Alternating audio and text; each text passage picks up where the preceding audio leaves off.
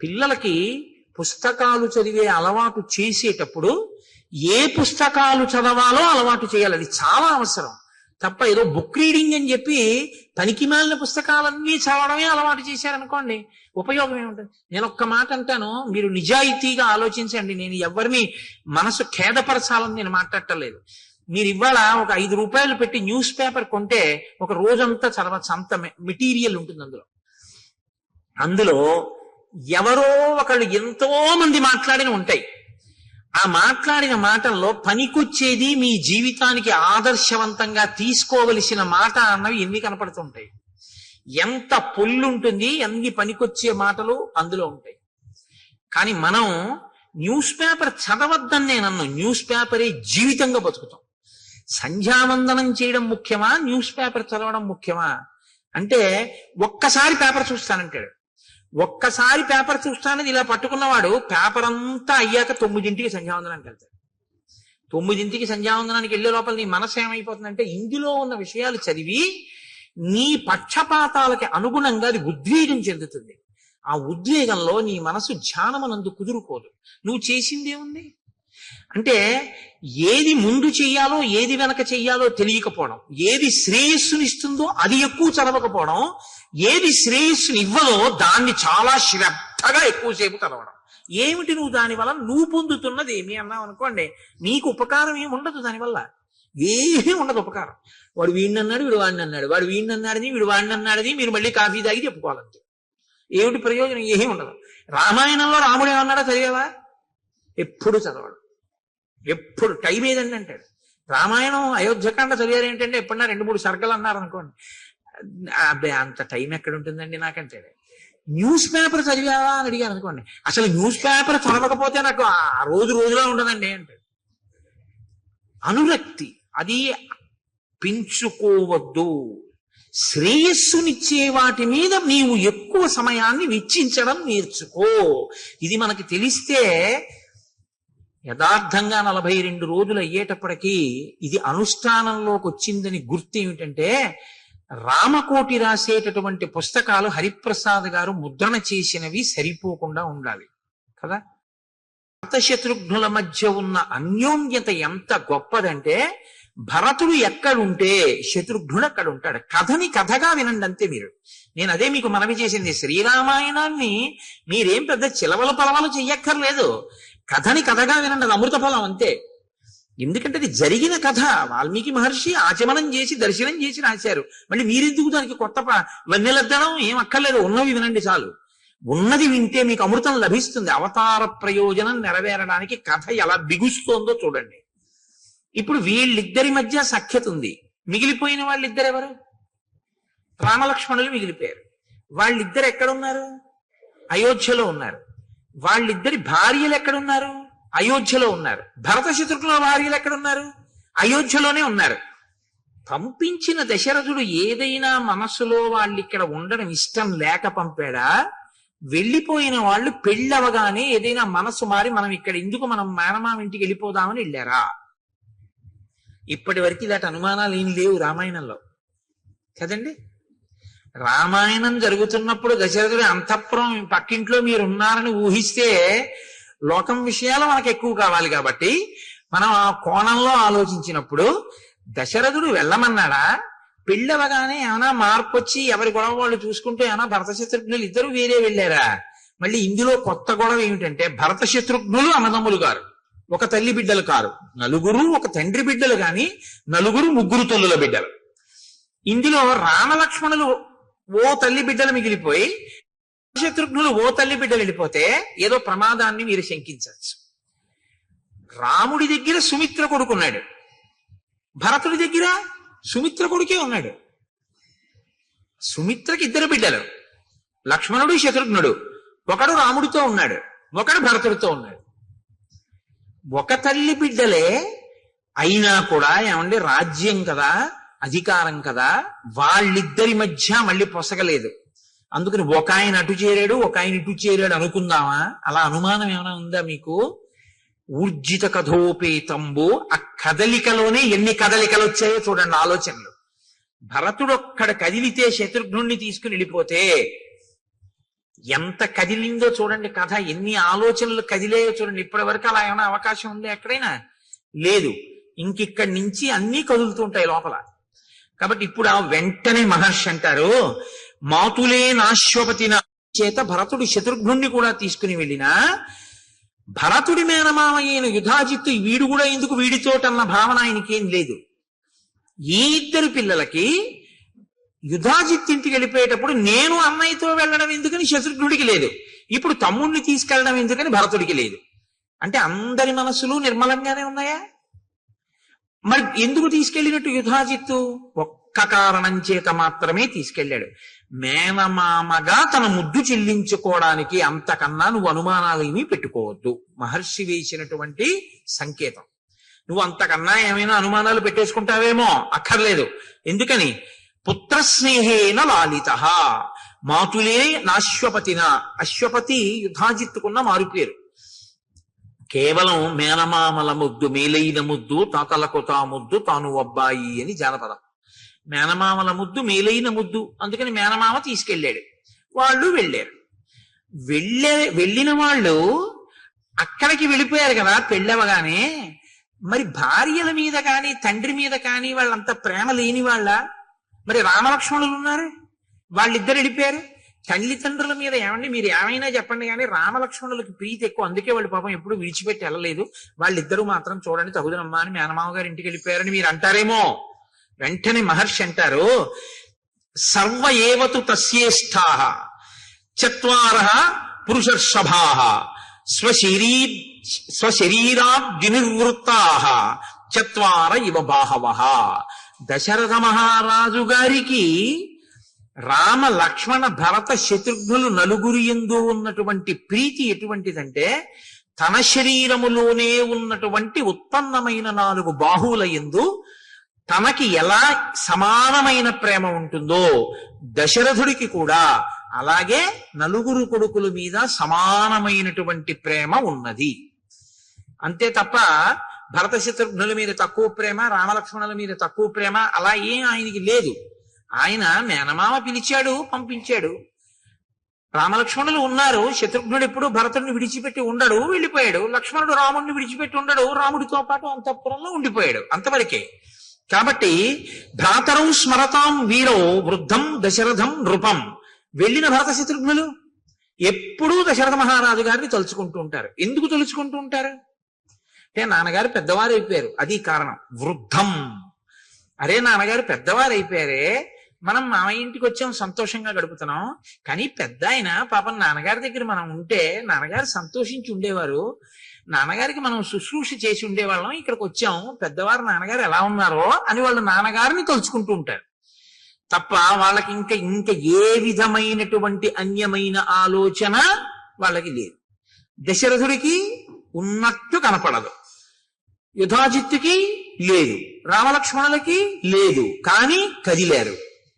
కదలిక మాత్రం సంభవించింది. తేషామపి మహాతేజ రామో రతికర పితుః స్వయం భూరివ భూతానాం బభూవ గుణవత్తరః. ఈ అంతఃపురంలో రామలక్ష్మణులు ఉన్నప్పుడు దశరథ మహారాజు గారు పరిపూర్ణమైనటువంటి తృప్తిని పొందుతున్నాడు. ఎందుకు పొందుతున్నాడు అంటే, నలుగురు కొడుకులైనా అందులో పెద్దవాడైనటువంటి రామచంద్రమూర్తి యొక్క గుణముల శోభ అటువంటిది. మహాతేజ, గొప్ప తేజోవంతుడు. రామో రతికర పితుః, తండ్రికి సర్వకాలముల యందు తృప్తిని కలిగించేటటువంటి మనస్తత్వం ఉన్నవాడు. స్వయం భూరివ భూతానాం బభూవ గుణవత్తరః. ఆయన పరాక్రమశాలి, పైగా అందరి చేత కూడా అన్ని భూతములకు కూడా ప్రీతిపాత్రుడు. అటువంటి రాముడు అంతఃపురంలో ఉన్నాడు. సహి రూపోపపన్నశ్చ వీర్యవాననసూయకః భూమా వనుపమ సూనుః గుణైర్దశరథోపమః. ఆయన గొప్ప రూపవంతుడు రామచంద్రమూర్తి, వీర్యవంతుడు అన్న మాటని మీరు కొంచెం జాగ్రత్తగా అర్థం చేసుకోవాల్సి ఉంటుంది.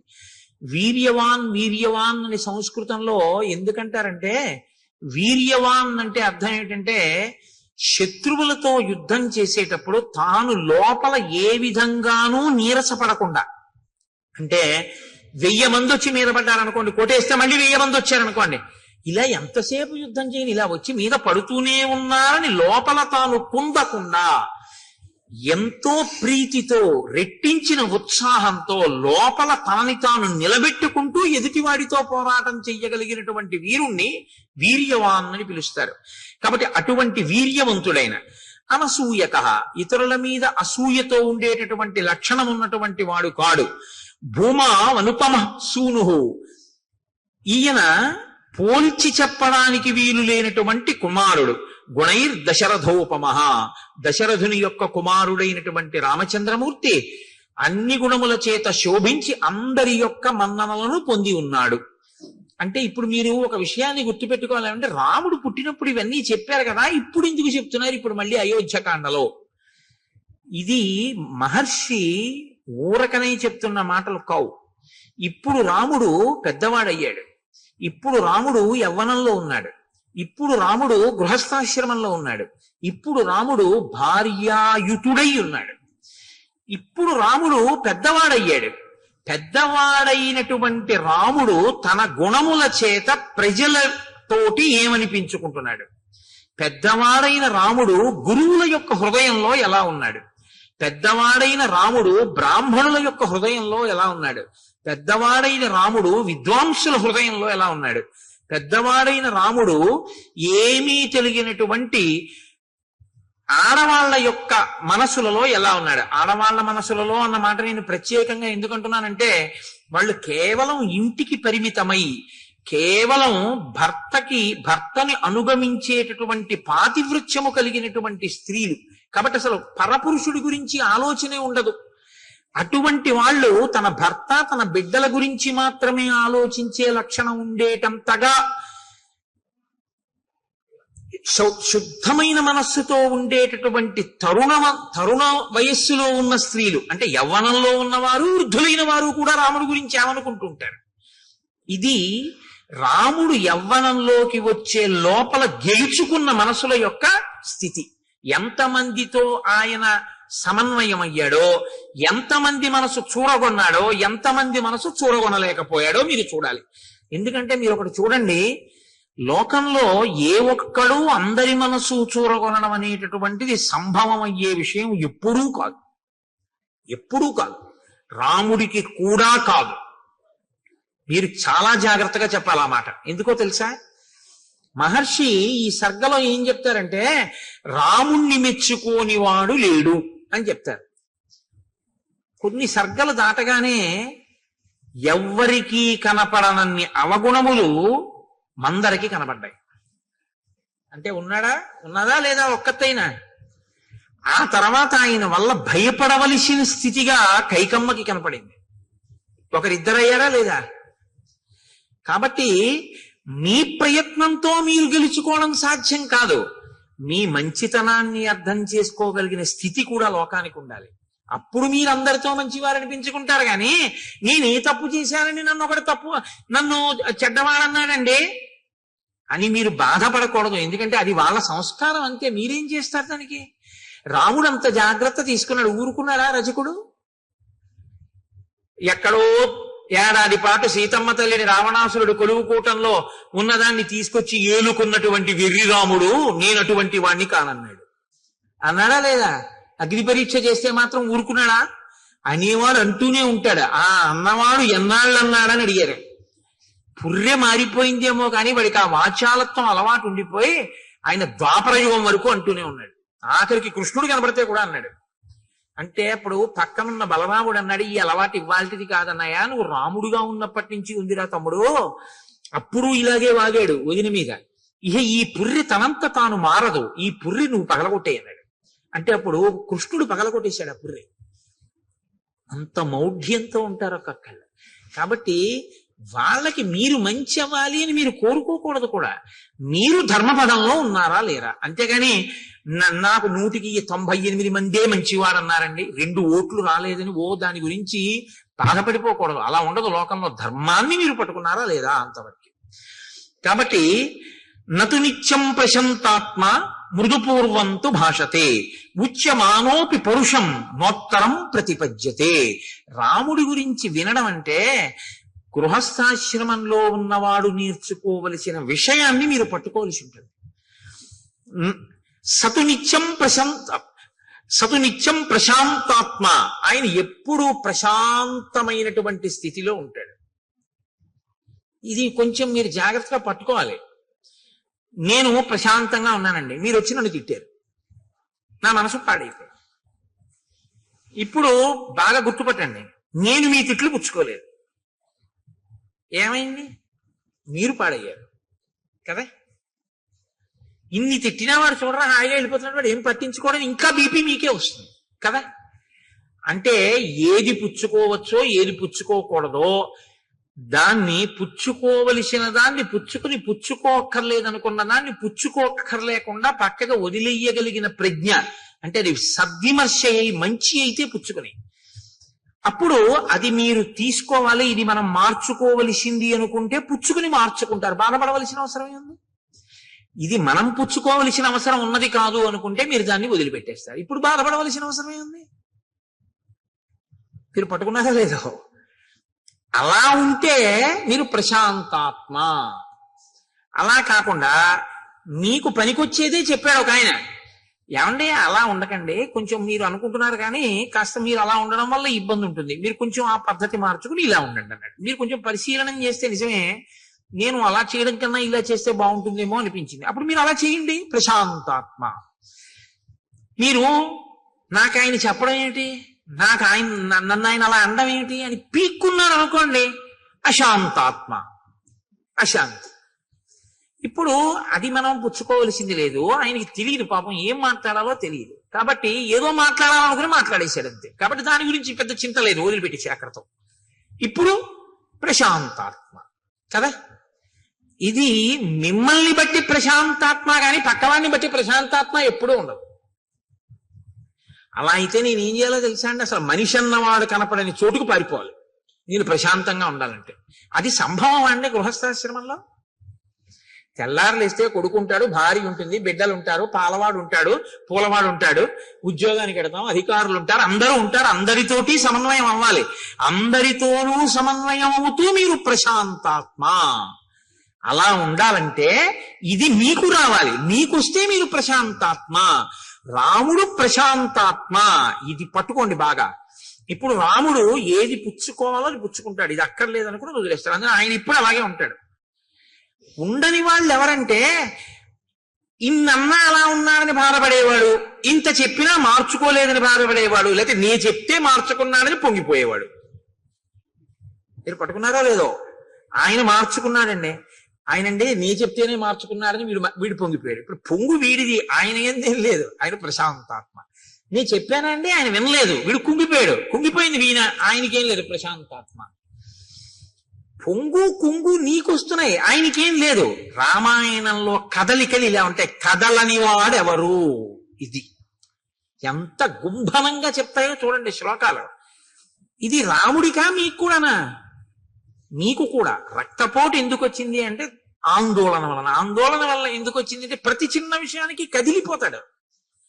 అలా కదిలిపోకుండా ఉండాలంటే ఏమిటి మార్గం అంటే శ్రీరామాయణం ఒక పెద్ద మనస్తత్వ శాస్త్రము. మీకు ప్రశాంతంగా జీవితం చేసుకునేటటువంటి మార్గాన్ని శ్రీరామాయణం ఉపదేశం చేస్తుంది.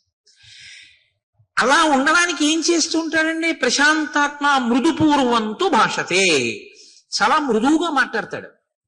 అదేమి కఠినంగా ఉండదు ఆయన మాట్లాడితే. కానీ ఏమండి చాలా వ్యగ్రతతో లోపల కడుపులో మండిపోయి చెప్పవలసిన మాట చెప్పవలసి వస్తే ఎలా చెప్తాడు? ఏ కేకలేం వేయడైన చక్కగా చెప్తాడు. నా సంకుచిత పంథాహయనవాలి హతోగత అంటాడంతే.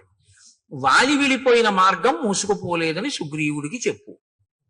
అంటే మాట వినకపోతే వాళ్ళ అన్నయ్య ఎటు వెళ్ళాడో అటు వెళ్ళిపోతాడని చెప్పు, అంటే చచ్చిపోతాడని చెప్పు. చక్కగా మాట్లాడతాడు.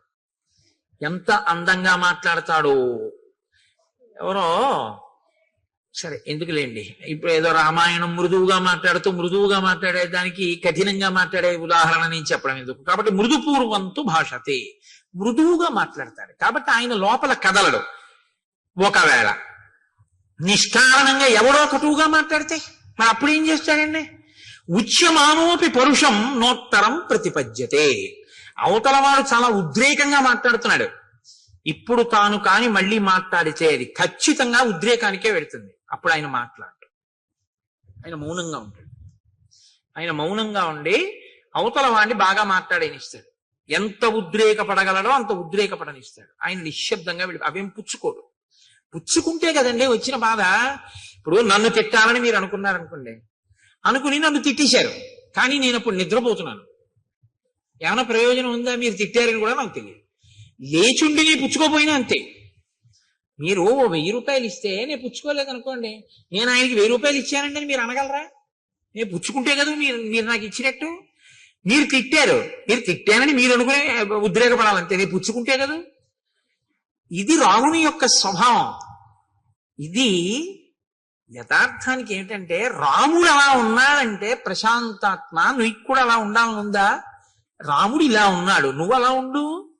మార్గాన్ని చెప్తున్నారు మహర్షి.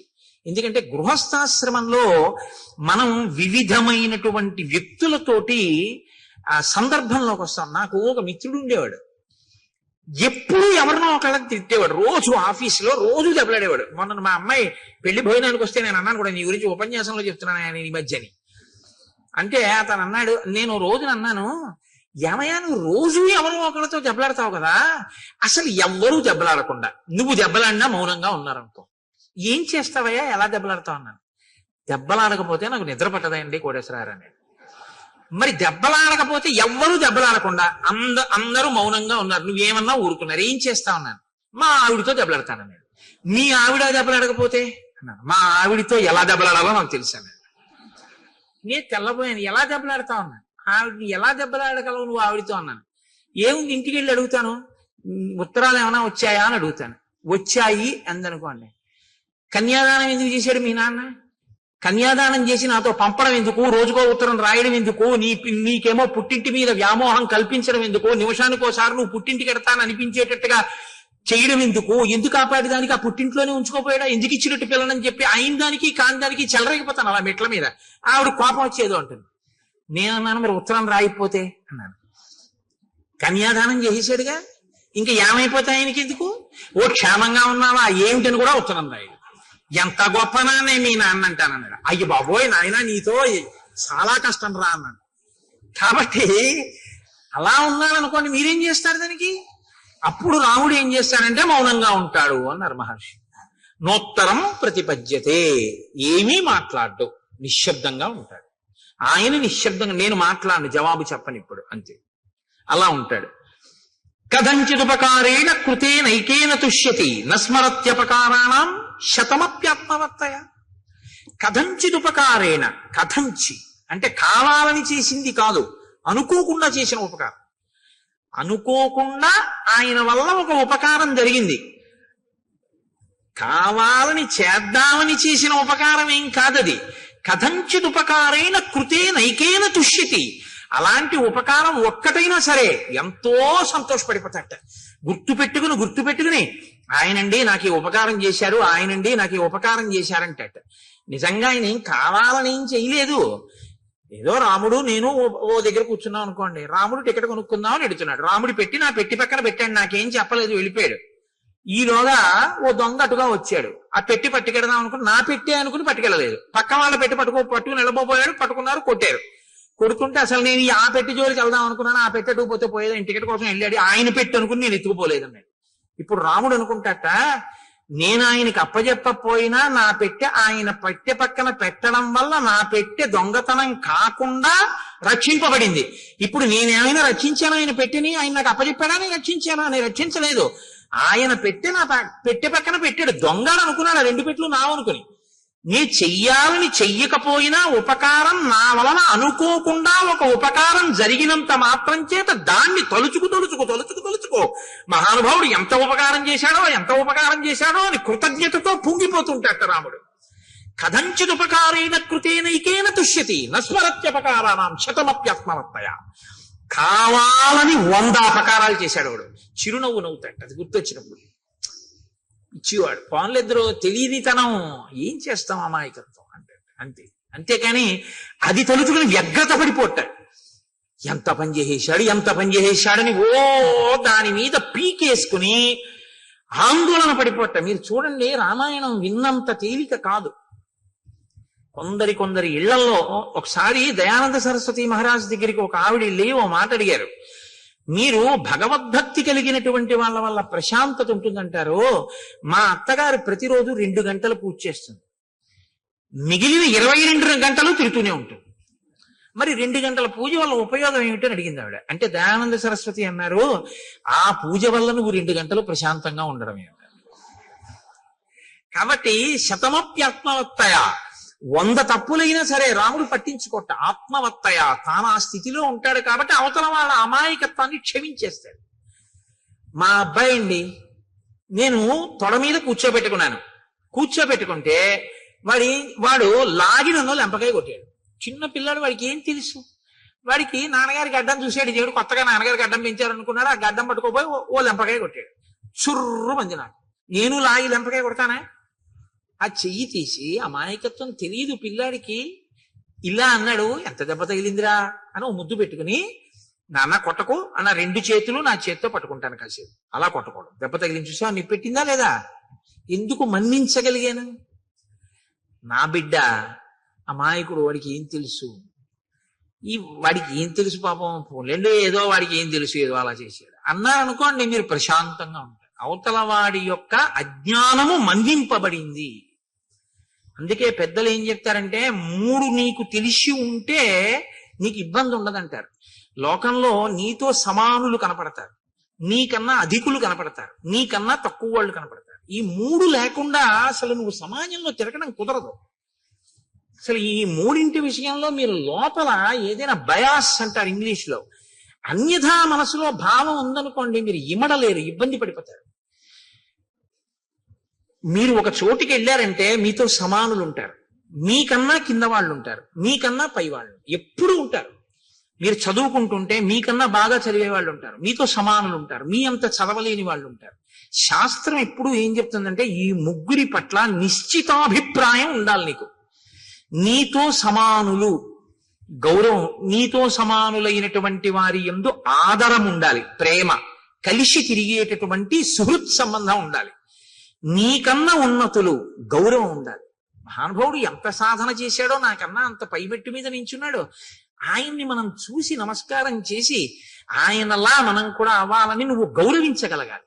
నీకన్నా తక్కువ వాడు ఈశ్వరానుగ్రహంతో ఆయన వృద్ధిలోకి రావాలో కానుకున్నాడు. పాపం అంతగా తెలుసున్నవాడు కాడు, ఆయన వృద్ధిలోకి రావాలన్నారు. ఇప్పుడు మీరు గుర్తుపెట్టుకోండి, మీరు ఎవరితో సమన్వయం అవుతున్నారో ఆ 3 మెట్ల మీద ఉన్నవాళ్ళు కూడా సంతోషంగా ఉంటారు. మీకన్నా పై మెట్టు మీద ఉన్నవాడిని చూసి మీరు భరించలేకపోయారనుకోండి, ఎంత మంచిలోనూ అవగుణాన్ని తీస్తారు. ఇది లోకం యొక్క పోకడ అక్కడే వస్తుంది. ఆయన యందు ఉండదు, నీలో ఉంది ఆ భావన. ఆయన ఉన్నతిని నువ్వు తట్టుకోలేవు, అందుకని మాట్లాడతారు తప్పుగా. నీతో సమానుడు, ఏంటి నాకన్నా గొప్ప అంటాడు, నీకన్నా తక్కువ నైత్య భావన, వాడికి ఏం తెలుసండి అంటే. ఇప్పుడు వాళ్ళకేం అవ్వదు, వాళ్ళు అలాగే ఉంటారు. పాడైపోయేది ఎవరంటే నువ్వు. ఇది తెలుసుకుని ప్రవర్తించడం ఆత్మవత్తయా. ఇలా నువ్వు ఉండగలిగితే సమాజము నీ వలన ఆనందాన్ని పొందుతుంది. నువ్వు కూడా సమాజంలో ఎవరితో తిరుగుతున్నా సంతోషంగా ఉండగలుగుతావు. ఇప్పుడు మీరు చెప్పండి, రాముడు సమాజంలో ఈ 3 రకాలుగా ఉన్న వాళ్ళతోటి తిరిగాడని గుర్తు, అందరితోటి ఆయన సమన్వయం అయ్యాడు. కానీ అందరూ రాముడి పట్ల సంతోషంతో ఉన్నారు. ఎందుకని? ఇలా ఉండబట్టి. పెద్ద దోషం ఎక్కడొస్తుందంటే, ఇది నేర్చుకోవాలి. మీరు నేర్చుకోవలసిన అవసరం లేకుండా వచ్చేది ఏదంటే ఆ 3. నేను ఎప్పటికీ మర్చిపోను నా జీవితంలో ఒక సంఘటన. నేను విశాఖపట్నంలో ఉద్యోగం చేసే రోజుల్లో మా పక్క మాటల్లో ఒక 5 ఏళ్ల పిల్ల ఉండేది, జ్యోత్స్న అని. అది పాలు తాగుతోంది. పాలు తాగుతూ వేడిగా ఉన్నాయని అక్కడ పెట్టి ఏదో అటు ఇటు తిరగబోయింది. దాని కాలు తగిలి ఆ గ్లాస్ పడిపోయింది, ఆ పాలు ఒలికిపోయి. నేను అక్కడే ఉన్నాను. వాళ్ళ అమ్మగారు వచ్చారు. వచ్చి అదేంటే పాలు అలా వంపేశావు అన్నారు. అంటే నేను అన్నాను, లేదంటే పాపం చూసుకోలేదు, పాలు పడిపోయాను. ఆ పిల్లంది వెంటనే, కాదు పాలు పడిపోలేదు, నేనే తంతే పడిపోయాను. నేను అలా ఉండిపోయాను. అబద్ధానికి అలవాటు పడిపోయింది నా సంస్కారం. పాలు పడిపోతాయా? పాలు ఎందుకు పడిపోతాయి? నేను పాలు పడిపోయాయమ్మా అన్నాను. అమ్మాయింది పాలు పడిపోలేదు, నేను తంతే పడిపోయాను. అంటే పసిపిల్ల కదండి. మీకు ఎందుకు విఘ్నేశ్వరుడు పసివాడో చెప్పాను చూశారు. పిల్లకి అలా చెప్పడం ఇష్టం లేదు, అది అబద్ధం కదా. పాలు పడిపోవడం ఏంటి? నే తంతే పడిపోయాయి. పాలు పడిపోయా అంటాడు ఏంటైనా? పాలు పడిపోలేదు, నేను తంతే పడిపోయాయమ్మా అంది. నేను నిజంగా మీరు చెప్తే నమ్మరు, ఆశ్చర్యపోయాను. చదువుకున్నాం, సంస్కారవంతులం అయ్యామని మనకి జీర్ణమైంది. ఇది ఒక పసిపిల్లకి ఇంకా ఈ సంస్కారం అంటక ఉండిపోయిన సత్యగుణం. అది ఎంత తేడారా అనిపించింది నాకు. కాబట్టి కథంచిదుపకారేణ కృతేనైకేన తుష్యతి నస్మరత్యపకారాణం శతమప్యాత్మవత్తయ. బుద్ధిమాన్ మధురాభాషీ పూర్వభాషీ ప్రియం వదః వీర్యవాన్న చ వీర్యేణ మహతా స్వేన విస్మితః. ఆయన బుద్ధిమాన్, చాలా బుద్ధి కలిగినటువంటి వాడు. మధురాభాషి, మాట్లాడేటప్పుడు చాలా మధురంగా మాట్లాడతాడు. అందుకని వినబుద్ధి వేస్తుంది. రాముడు మాట్లాడుతుంటే వినాలనిపిస్తుంది, మాటలు తీయగా ఉంటాయి. పూర్వభాషి, ఇది మీరు గమనించారో లేదో, లోకంలో ఇది ఒక పెద్ద సమస్య. నన్ను ఆయన ఎరా నేను నీకెందుకు కనపడతానంటాడు. తాతగారు ఏమి ఉరే ఎలా ఉన్నావు అనొచ్చు కదా, అండవు. ఇందాక నుంచి చూస్తున్నాను రా, నువ్వు నన్ను పలకరిస్తావేమో అని, నేను ఎందుకు కనపడతాను నీకు అంటాడు. అదేంటి తాతగా నేను చూడలేదు, అదేలే అంటాడు. ఎందుకు ఆ మాట? ఎలా మనవడా ఎలా ఉన్నావు అని ఈయన అనకూడదా ముందు? నేను తాతని, నేను పెద్దవాడిని, ఈ మధ్యనే వీడికి ఉద్యోగం వచ్చింది, వీడు నన్ను పలకరించట్లేదు, వీడికి అతిశయం ఎక్కువైపోయింది. ఇది నీ మనసులో భావన. పాప పిల్లాడు చూడలేదు. రాముడుట అది కాదుట, పూర్వభాషి. ముందు రాముడు మాట్లాడతాట. రాముడిని ఎవరైనా పలకరించారనుకోండి చిన్నపుచ్చుకుంటాట. అయ్యో అదే నేను మాట్లాడలేదు, పాపం వాళ్లే వచ్చి పలకరించారు ఏమిటని. నువ్వు అందరినీ రాముడే ఏమో బాగున్నారా, ఏమన్నా అయ్యా బాగున్నారా అని రాముడే పలకరిస్తాట. పూర్వభాషి అంటే ఇంకోళ్ళు నన్ను పలకరించడం ఏంటి, నేను వాళ్ళని పలకరించాలి కదా ప్రేమగా అని చిరునవ్వుతో పలకరిస్తాట. హృదయ సంస్కారం. కాబట్టి పూర్వభాషి. అటువంటి రాముడు ప్రియం వదః వీర్యవాన్న చ వీర్యేణ మహతా స్వేన విస్మితః. ఆయన అంత పరాక్రమం ఉండి కూడా, అటువంటి వీర్యవాన్ అయ్యుండి కూడా నేను వీర్యవంతుణ్ణి అని ఎన్నడూ కూడా అతిశయంతో అహంకారంతో ఉన్నవాడు కాడు. నచానృత కథో విద్వాన్ వృద్ధానాం ప్రతిపూజకః అనురక్తః ప్రజాభిశ్చ ప్రజాశ్చాప్యనురంజతే. ఆయన ఇదొకటి చాలా గొప్ప విషయాన్ని మీరు వినాలి. ఇది ఇవాల్టి రోజున చాలా మందిని పాడు చేసేటటువంటి పెద్ద సమస్య ఇదే. నచానృత కథో, ఆయన ఎన్నడూ కూడా అసత్యమాడేటటువంటి వాడు కాడు. ఆయన విద్వాన్, అన్ని తెలుసున్నటువంటి వాడు. వృద్ధానాం ప్రతిపూజకః, ఆయన వృద్ధులైనటువంటి వాళ్ళని, జ్ఞానమున్న వాళ్ళని పూజించేటటువంటి లక్షణం ఉన్నవాడు. అనురక్త ప్రజాభిశ్చ, ప్రజల యందు అనురాగం ఉన్నవాడు, ప్రజల చేత ప్రేమింపబడినవాడు. అన్నిటికన్నా గొప్ప విషయం ఏమిటో తెలుసా అండి? నా శ్రేయసిరతో విద్వాన్ నవిరుద్ధ కదారుచి. ఆయన ఎప్పుడూ కూడా నా శ్రేయసి రతో విద్వాన్ న విరుద్ధ కదారుచి. ఏది శ్రేయస్సుని ఇవ్వదో అటువంటి దాన్ని చదవడం పట్ల ఆయనకి అనురక్తి లేదు. ఇవాళ నాకు తెలిసి ఏమంటే, ఏదో రామాయణం చెప్పాం, భాగవతం చెప్పామని చాలా మంది మాట్లాడుతుంటారు వచ్చి, లేకపోతే ఫోన్ చేస్తూ ఉంటారు. నాకు రామాయణంలో ఈ మాట ఎంత గొప్ప రచన చేశారా మహర్షి అనిపిస్తుంది. ప్రింటింగ్ ప్రెస్లు వచ్చేసాయి. ఈ తెలిసినా తెలియకపోయినా ఏదో పుస్తకం రాసేయడం, రచన చేసేయడం, దాన్ని విడిచిపెట్టేయడం. ఆ పుస్తకం ఏం చేసేస్తోందంటే, తెలిసి తెలియనితనంతో రాసినటువంటి పుస్తకం చాలా మంది జీవితాలనే పాడు చేసేస్తాం. తెలిసి తెలియనటువంటి విషయంతో ఉన్నటువంటి పుస్తకాలు, కల్పిత కథలన్నీ కూడా ఏం చేస్తాయంటే మనసుకి ఉద్రేకాన్ని కల్పించేవై ఉంటాయి. అవి యథార్థములు కావు, కానీ ఉద్రేకాన్ని కల్పిస్తాయి, కాసేపు లేకపోతే ప్రసన్నత్వాన్ని కల్పిస్తాయి. అది ఏమైపోతుందంటే మనసు మెల్లిమెల్లిగా దానికి అలవాటు పడిపోతుంది. ఆ కల్పిత కథల్ని చదువుకుంటూ ఉండడం. నువ్వు చదువుకున్నటువంటి చదువు దేనికి పనికొస్తుందంటే సత్యము కాని ఒక విషయాన్ని నువ్వు అదే పనిగా చదువుకుంటూ ఆ భ్రాంతిలో గడిపేయడానికి పనికొస్తుంది. ఏది సత్యమైన విషయమో అది చదువుకోవడానికి నీ చదువు పనికి రావాలి. రాముడు ఎప్పుడు చదివేవాడు కాదుట. అసత్యమైన విషయము అది నాకు శ్రేయస్సుని ఇవ్వదు, అది పనికొచ్చేది కాదు, నా ఉద్ధరణకి పనికిరాదు, రాముడు చదివేవాడు కాడు. పిల్లలకి పుస్తకాలు చదివే అలవాటు చేసేటప్పుడు ఏ పుస్తకాలు చదవాలో అలవాటు చేయాలి. అది చాలా అవసరం. తప్ప ఏదో బుక్ రీడింగ్ అని చెప్పి పనికి మాలిన పుస్తకాలన్నీ చదవడమే అలవాటు చేశారనుకోండి, ఉపయోగం ఏముంటుంది? నేను ఒక్క మాట అంటాను, మీరు నిజాయితీగా ఆలోచించండి. నేను ఎవరిని మనసు ఖేదపరచాలని నేను మాట్లాడటలేదు. మీరు ఇవాళ ఒక 5 రూపాయలు పెట్టి న్యూస్ పేపర్ కొంటే ఒక రోజంతా చదవచ్చు, అంత మెటీరియల్ ఉంటుంది అందులో. అందులో ఎవరో ఒకళ్ళు ఎంతో మంది మాట్లాడిన ఉంటాయి. ఆ మాట్లాడిన మాటల్లో పనికొచ్చేది, మీ జీవితానికి ఆదర్శవంతంగా తీసుకోవలసిన మాట అన్నవి ఎన్ని కనపడుతుంటాయి. ఎంత పొల్లుంటుంది, ఎన్ని పనికొచ్చే మాటలు అందులో ఉంటాయి. కానీ మనం న్యూస్ పేపర్ చదవద్దని నేను అన్ను, న్యూస్ పేపరే జీవితంగా బతుకుతాం. సంధ్యావందనం చేయడం ముఖ్యమా, న్యూస్ పేపర్ చదవడం ముఖ్యమా అంటే ఒక్కసారి పేపర్ చూస్తానంటాడు. ఒక్కసారి పేపర్ చూస్తానని ఇలా పట్టుకున్నవాడు పేపర్ అంతా అయ్యాక 9ంటికి సంధ్యావందనానికి వెళ్తాడు. 9ంటికి సంధ్యావందనానికి వెళ్లే లోపల నీ మనసు ఏమైపోతుందంటే ఇందులో ఉన్న విషయాలు చదివి నీ పక్షపాతాలకి అనుగుణంగా అది ఉద్వేగం చెందుతుంది. ఆ ఉద్వేగంలో నీ మనసు ధ్యానమనందు కుదురుకోదు. నువ్వు చేసిందేముంది అంటే ఏది ముందు చెయ్యాలో ఏది వెనక చెయ్యాలో తెలియకపోవడం, ఏది శ్రేయస్సునిస్తుందో అది ఎక్కువ చదవకపోవడం, ఏది శ్రేయస్సుని ఇవ్వదో దాన్ని చాలా శ్రద్ధగా ఎక్కువసేపు చదవడం. ఏమిటి నువ్వు దానివల్ల నువ్వు పొందుతున్నది ఏమి అన్నావు అనుకోండి, నీకు ఉపకారం ఏమి ఉండదు దానివల్ల, ఏమీ ఉండదు ఉపకారం. వాడు వీడిని అన్నాడు, వీడు వాడిని అన్నాడు, వాడు వీడిని అన్నాడని వీడు వాడిని అన్నాడని మీరు మళ్ళీ కాఫీ తాగి చెప్పుకోవాలంతే. ఏమిటి ప్రయోజనం? ఏమీ ఉండదు. రామాయణంలో రాముడు ఏమన్నాడో చదివావా? ఎప్పుడు చదవడు. ఎప్పుడు టైం ఏదండి అంటాడు. రామాయణం అయోధ్యకాండ చదివారు ఏంటంటే ఎప్పుడన్నా 2-3 సర్గలు అన్నారు అనుకోండి, అబ్బాయి అంత టైం ఎక్కడ ఉంటుందండి నాకంటాడు. న్యూస్ పేపర్ చదివావా అని అడిగాను అనుకోండి, అసలు న్యూస్ పేపర్ చదవకపోతే నాకు ఆ రోజులా ఉండదండి అంటాడు. అనురక్తి అది పెంచుకోవద్దు.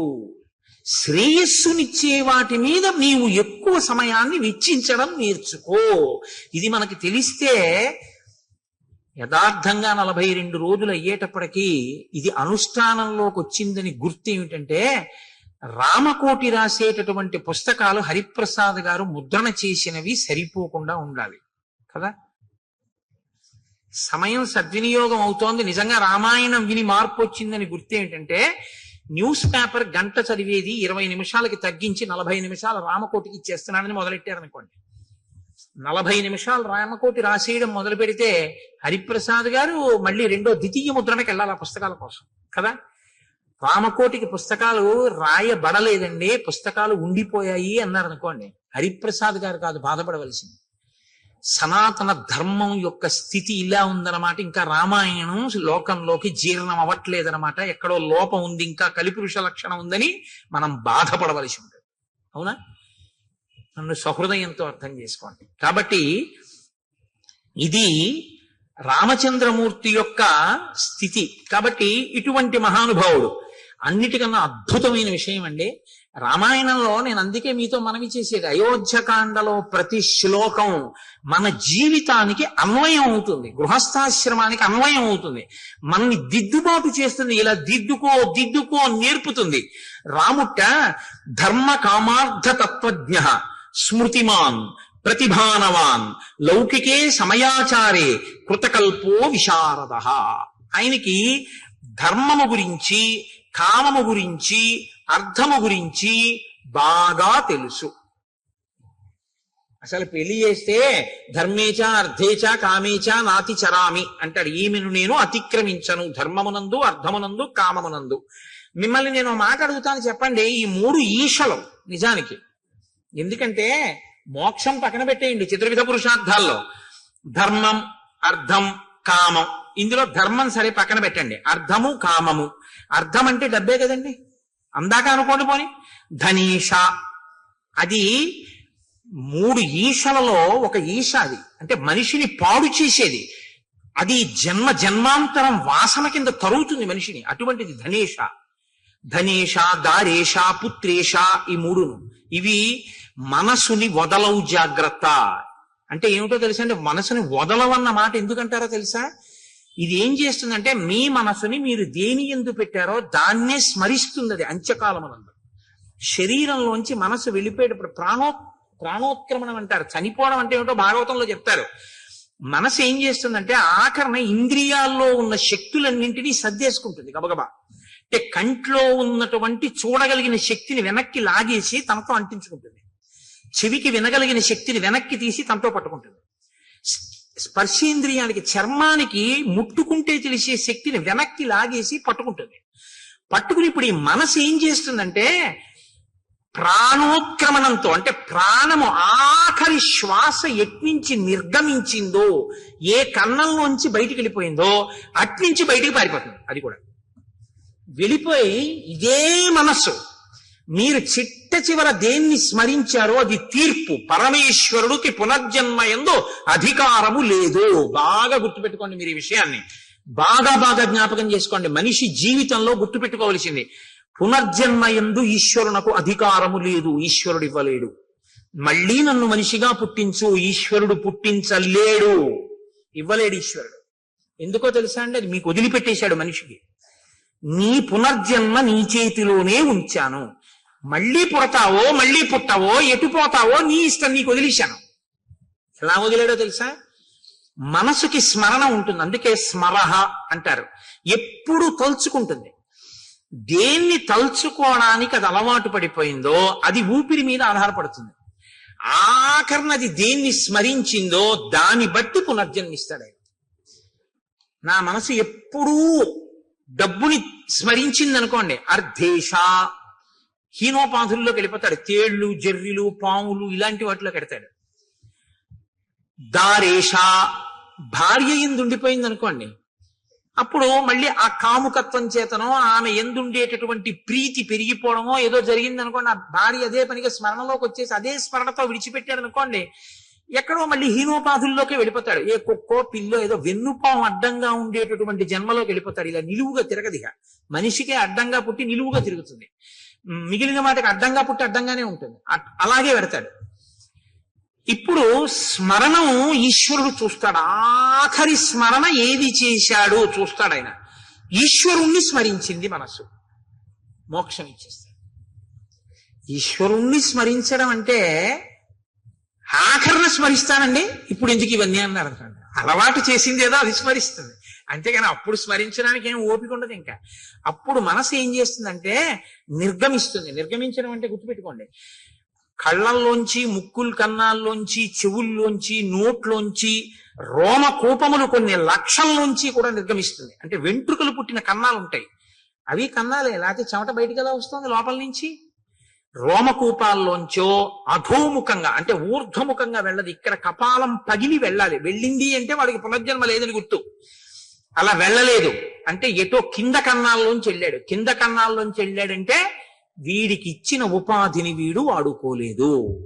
దీంతో ఏది చేరాలో అందుకు వాడు ఉపయోగించలేదు కాబట్టి అయిన వాళ్ళందరూ ఏం చేస్తారో తెలుసా అండి? దిక్కుమాలాడు, వీడి బతుకు ఏమిటో తెలుసా? అన్నీ తెలుసున్న వాడికి అమావాస్య మరణం, ఏమీ తెలియని వాడికి ఏకాదశి మరణం అని అందుకే వచ్చింది సామెత. వీడి పుర్రె పగల్లా ప్రాణం పోయినప్పుడు. కాబట్టి వీడి పుర్రె పగిలిపోయే వరకు కాల్చేస్తాం. తప్పని చప్పుడు వస్తుంది. కపాల మోక్షం అయిందన్నప్పుడు వెళ్తారు. నువ్వు ఎలాగో పగలగొట్టుకోలేదు, మేమే పగలగొట్టాం పో. ఈ స్థితిని నువ్వు పొందకుండా ఉండాలంటే నీ మనసుని సాధన చేత తిప్పాలి. సమస్త కర్మల యొక్క అంతిమ ప్రయోజనం మనసుని శుద్ధి చెయ్యడమే. మనసు సంస్కరించబడకపోతే అర్ధేష, కామేష, అర్ధేష, పుత్రేష, తర్వాత భార్యేష ఇలా ఉండిపోయింది అనుకోండి, ఈ ఈశలు పునర్జన్మకి కారణం అవుతాయి. ఇది మనం ఒప్పుకుంటాం కాబట్టి బొట్టు పెట్టుకుంటాం. సనాతన ధర్మం అంటే ఉపన్యాసాలు చెప్పడం కాదు. సనాతన ధర్మం అంటే బొట్టెట్టుకోవడం. బొట్టు పెట్టుకున్నాడంటే గుర్తు ఏమిటంటే పునర్జన్మను ఒప్పుకున్నాడని గుర్తు.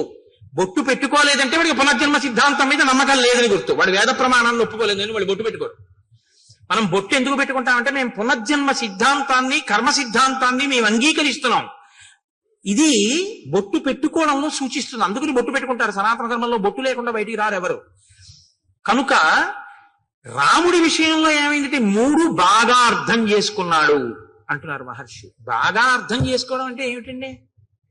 అంటే ఏమి లేదు, మీరు బాగా అర్థం చేసుకోవడం అంటే ఈ కామాన్ని పట్టుకెళ్ళి ధర్మంతో ముడేసేయి, అర్థాన్ని పట్టుకెళ్ళి ధర్మంతో ముడేసేయి. అర్థము కామము అనే 2 పరిగెత్తిపోయి పక్కన నీవి కాని పొలాల్లో పడి మీసే అలవాటు ఉన్నటువంటి ఇది మన దున్నపోతులు అంటారే, అటువంటి స్థితి కలిగినటువంటివి. ఎందుకంటే తమకంబొప్ప పరంగనాజనుల పరద్రవ్యంబులన్ ముచ్చిలింగ మహోద్యోగము చేయునెమ్మనము దానిం బట్టి వైరాగ్య పాశంబులను కట్టి బిగించి నీ చరణ స్తంభమునైన్ కట్టి వైచి ముదంబెన్నడు కలగజేయ కలబో శ్రీకాళహస్తీశ్వర అంటాడు ధూర్జటి. అర్థము కామము రెండింటికి ధర్మం అనేటటువంటి ఇనప బందే. ధర్మబద్ధము కాని కోరిక పుట్టేటట్లు చెయ్యగలిగినవి నువ్వు చూడడం మొదలు పెట్టావా ప్రమాదమే. నీకు శ్రేయస్సుని ఇవ్వనిది చదువుతున్నావు, నీకు శ్రేయస్సుని ఇవ్వనిది నువ్వు చూస్తున్నావు. ఇప్పుడు అటువంటివి చూసి అటువంటివి విని నువ్వు ప్రమాదం చేయాలంటే నేను ఎన్ని ముక్కలు చేయాలి? ఎన్నమ్మా? 4 ముక్కలు. ఒక్కొక్క ముక్క ఎన్ని అడుగులు ఉండాలి? 2 అడుగులు. 4 రెళ్ళు 8 కదా. ఇప్పుడు 8 అడుగుల కర్ర నాకు ఇచ్చారు మీరు. ఆ కర్ర తీసుకొచ్చి అక్కడ పెట్టి 2 అడుగులు చూసి అక్కడికి కత్తి పెట్టి నరికాను, ఓ ముక్క వచ్చేసింది. ఇప్పుడు మళ్ళీ 6 అడుగుల ముక్క ఉందిగా, మళ్ళీ ఇలా పెట్టి మళ్ళీ ఇంకో 2 అడుగుల ముక్క నరికాను, ఇంకో 2 అడుగుల ముక్క వచ్చింది. ఇంకెన్ని ముక్కలు మిగిలాయి? ఇంకెంత ముక్క మిగిలింది? 4 అడుగుల ముక్క. ఇప్పుడు 4 అడుగుల ముక్క అక్కడ పెట్టి 2 అడుగుల దగ్గర మళ్ళీ నరికాను. ఎన్ని ముక్కలు వచ్చాయి? 2 అడుగుల ముక్కలు 2 వచ్చాయి. 8 అడుగుల ముక్కని 2 అడుగుల సమాన భాగములు 4 చేయడానికి ఎన్ని మాటలు నరికాను? 3 మాటలే. 3 మాటలు నరికితే 4వ ముక్క వచ్చేసిందా లేదా? 2 అడుగుల ముక్క. ధర్మబద్ధమైన అర్థము, ధర్మబద్ధమైన కామము మోక్షాన్ని ఇచ్చేస్తాయి తప్ప మోక్షమును సాధించడం అని ఇంకా వేరే ఏం ఉండదు. మోక్షము అంటే ధర్మబద్ధమైన అర్ధకామములను తెలిసి ఉండుట, అలా జీవించుట, అది ఏ మోక్షమునకు హేతు. ఇది రాముడికి తెలుసు. కాబట్టి ఇప్పుడు ఏది ప్రధానంగా తెలిసి ఉండాలంటే ధర్మం తెలిసి ఉండాలి. తెలిసి ఉంటే ధర్మానికి అర్ధకామములు ముడివేయాలి. రాముడు ఎలా వేశాడో నువ్వు చూస్తే నువ్వు అలా వేయాలి. కాబట్టి అయోధ్యకాండ అంత గొప్పది. కాబట్టి అయోధ్యకాండ అంటే గృహస్థాశ్రమానికి పనికొచ్చేటటువంటి ఎన్ని విషయాల్లో ఆవిష్కరిస్తుందండి. అలా మీరు ఏ శ్లోకం పట్టుకున్నా అంతే, అందులోంచి ఎన్ని రహస్యాలు చెప్తున్నా. వేదోప బ్రహ్మణం అది. ఏ శ్లోకాన్ని మీరు చదవండి, అందులోంచి మీరు ఒక కొత్త విషయాన్ని తెలుసుకుంటుంటారు. ఓ ఇదేనమాట విషయం, నేను ఇలా దిద్దుకోవాలన్నమాట అని తెలుస్తూ ఉంటుంది. కాబట్టి ఇటువంటి రాముడు ఇటువంటి గుణములు కలిగిన వాడు. పైకి ఎలా కనపడుతుంది? రాముడు ఇన్ని గుణములు కలిగిన వాడని ప్రజలు కీర్తిస్తున్నారు. ఇప్పుడు దశరథ మహారాజు గారు అనుకున్నారట, అధరాజ్ఞో బభూవైవం వృద్ధస్య చిరజీవిన ప్రీతిరేషా కథం రామో రాజస్యాన్మయి జీవతి. నేను చాలా కాలం బ్రతికాను, పెద్దవాణ్ణి అయిపోయాను, వృద్ధుణ్ణి అయిపోయాను, 60,000 సంవత్సరముల వయస్సు వచ్చింది. ఇంతకాలం బిడ్డలు లేరని బాధ, ఇప్పుడు బిడ్డలు పుట్టిన తరువాత గుణవంతులయ్యారని సంతోషం. ఇప్పుడేం కోరిక వచ్చింది కొత్తగా? నేను బతికుండగా రాముడు రాజవడం చూస్తే బాగున్నాం. తర్వాత కోరిక ఏమిటి వచ్చింది దశరథ మహారాజు గారికి? రాముడు రాజై పరిపాలన చెయ్యడం చూసి స్వర్గానికి వెళ్ళిపోతే బాగున్నాం. ఇప్పుడు ఈ కోరిక పుట్టింది అని ఆయన అనుకుంటున్నాడు. వృద్ధి కామోహి లోకస్య సర్వభూతానుకంపన మత్త ప్రియతరో లోకే పర్జన్యైవ వృష్టిమాన్. దశరథుడి దృష్టిలో రాముడు ఎటువంటి వాడు? ఆయన లోకాన్నంతటినీ కూడా అనుగ్రహించగలిగినటువంటి సమర్థుడు. ఎలా అనుగ్రహిస్తాడు అంటే, ఒక ఊళ్ళో వాళ్ళందరూ దాహంతో ఆర్తితో ఉన్నారు. కేవలం పంపుల్లో నీళ్లు బాగా వదిలిపెడతామండి అంటే సరిపోతుందా? ఆచరి వెళ్ళిపోతుంది. బాగా నీరు నిండినటువంటి మేఘముల గుంపు వచ్చి వర్షించిందా, చెరువులు తటాకములు అన్నీ నిండిపోతాయి. మంచి జల సమృద్ధి కలుగుతుంది. జనుల యొక్క ఆర్తి తీర్చగలిగినటువంటి సమర్థతలో నీరు నిండిన మేఘం లాంటి వాడు నా కొడుకు, అంతటి సమర్థుడు. కాబట్టి ఆ రాముడు రాజు అయితే బాగున్నాం. అయితే యథాస్వర్గమమాప్నుయాం, అప్పుడు నేను రాజరికం ఆయన చేస్తుండగా చూసి ప్రాణం విడిచిపెట్టి నేను స్వర్గలోకానికి వెళ్ళిపోతాను అని అనుకుని కబురు చేశాడు. పౌరులకు, జానపదులకు, సేనానాయకులకు, మంత్రులకు, సామంతులకు, ఇతర ప్రముఖులకు అందరికీ విడివిడిగా కబుర్లు చేశాడు. అందరికీ కలిపి ఒకరు కాదు, విడివిడిగా, ఒకరికి తెలిసినట్టు ఒకరికి తెలియదు. వాళ్ళల్లో వాళ్ళు చర్చించుకునే అవకాశం ఇవ్వలేదు దశరథుడు. ఎందుకని? ఇది ఊర్జిత కథోపేతంబు. అశ్వమేధయాగం చేసేటప్పుడు చెప్పినట్టు చెప్పచ్చుగా, అలా చెప్పలేదు. అందరూ రావాలి. ఎలా కబురు చేశాడో తెలుసా అండి? సామంతులందరి దగ్గరికి వెళ్ళి నువ్వు చెప్పి 11 అయ్యేటప్పటికి వచ్చేసి మనం. సామంతులందరూ ఎందుకు రమ్మన్నాడు చక్రవర్తి? మాట్లాడుకునే అవకాశం లేదు. అలాగే జానపదుల్లో ప్రముఖుల్ని వచ్చేసేయమను, ఒకళ్ళతో కబురు చేశాడు, వాళ్ళు మాట్లాడుకునే అవకాశం లేదు, వచ్చేసేయడమే. ఒకరితో ఒకరు ఎందుకు పిలిచుంటాడన్న విషయం మీద చర్చించడానికి అవకాశం లేకుండా చేశాడు. ఎందుకు చేసి ఉండాలి? వాళ్ళు చర్చించుకుంటే, వాళ్ళలో వాళ్ళు చర్చించుకుంటే ఏది చర్చించుకోవాలి? పిల్లల పెళ్లిళ్ళు అయిపోయాయి, రాజు వృద్ధుడైపోయాడు, యవరాజ్య పట్టాభిషేకం ఏమైనా చేద్దాం అనుకుంటున్నాడా? ఇంతమందిని పిలిచాడంటే బహుశా అదే అయి ఉంటుంది. కాబట్టి యవరాజ్య పట్టాభిషేకం అంటే ఎవరికి చెయ్యాలి? దశరథ మహారాజు గారు రాముడికే చెయ్యాలి. మరి రాముడికే చేస్తాడని వాళ్ళు అనుకుంటే రాముడు మంచివాడు కాకపోతే భయపడాలి. రాముడు మంచివాడని తానే అనుకుంటున్నాడుగా.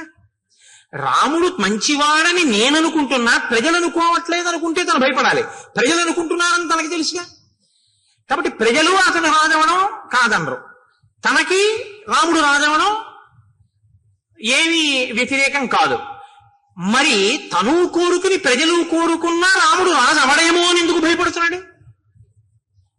అంటే దశరథుడు భయపడవలసిన కారణం ఏదో ఉందన్నమాట ఎక్కడో కదా.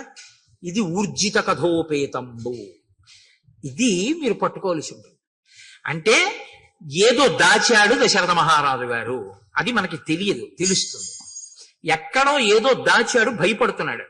ఇది దృష్టిలో పెట్టుకునే భరతుడు మేనమామ గారి ఇంటికి వెళ్ళడాన్ని కూడా దూరదృష్టితో అంగీకరించాడు.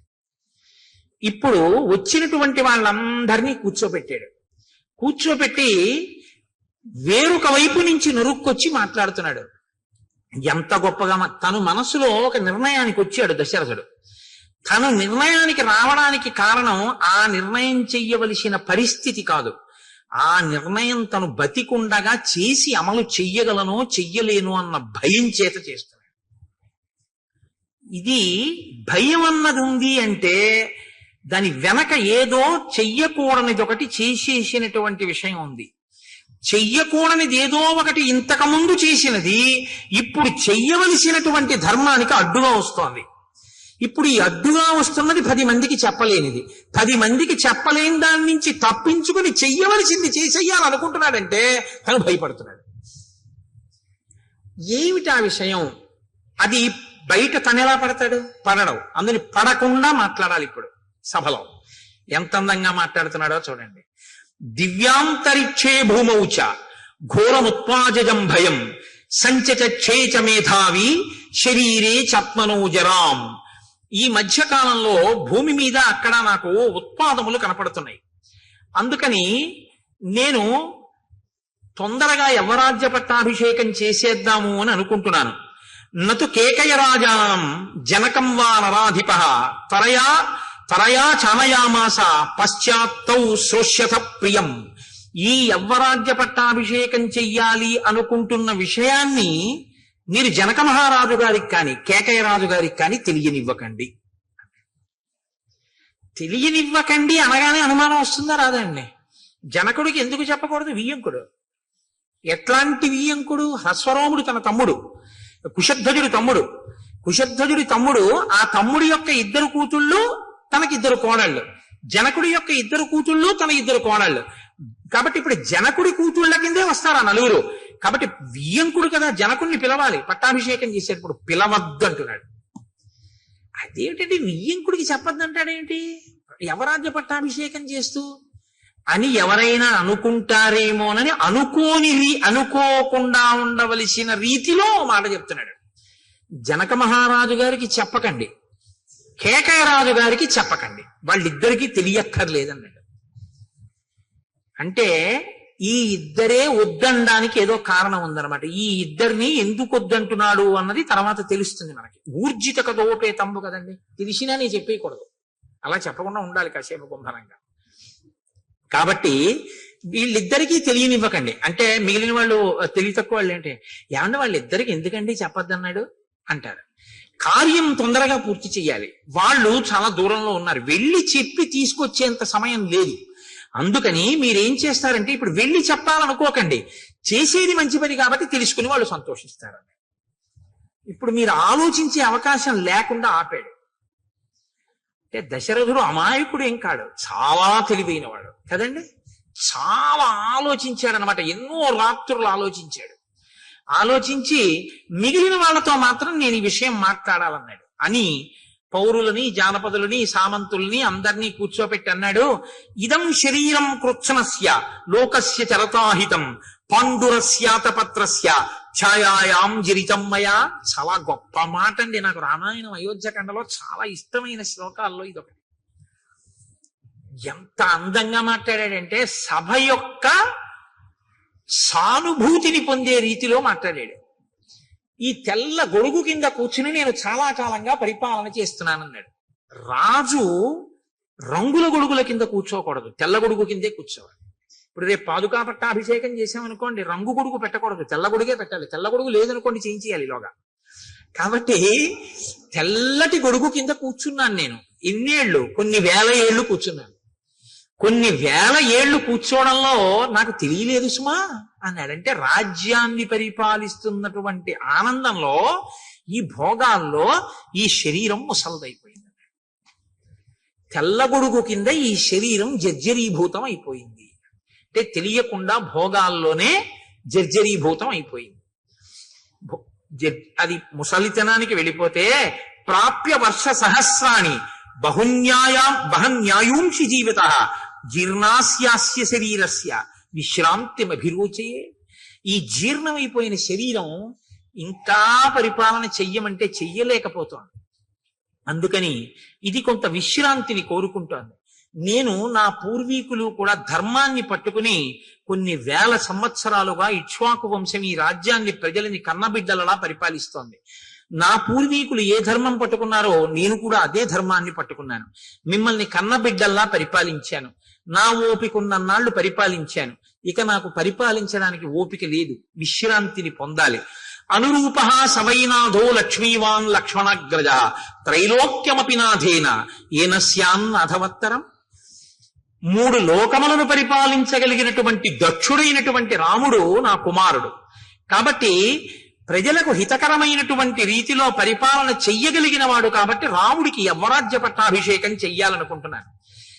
ఎవరో ఒక్కడే ఆలోచించి తీసుకున్నటువంటి నిర్ణయం అంత గొప్పగా ఉండదు. తటస్థులై అంటే అటు ఇటు చెందని వారైనటువంటి వారు ఆలోచించి చెప్పినటువంటి నిర్ణయంలో పక్షపాతం ఉండదు. కాబట్టి మీరు బాగా ఆలోచించి చెప్పండి, మీరు ఎలా చెప్తే నేను అలా చేస్తాను, ఇవ్వనా రాముడికి రాజ్యాన్ని అన్నాడు.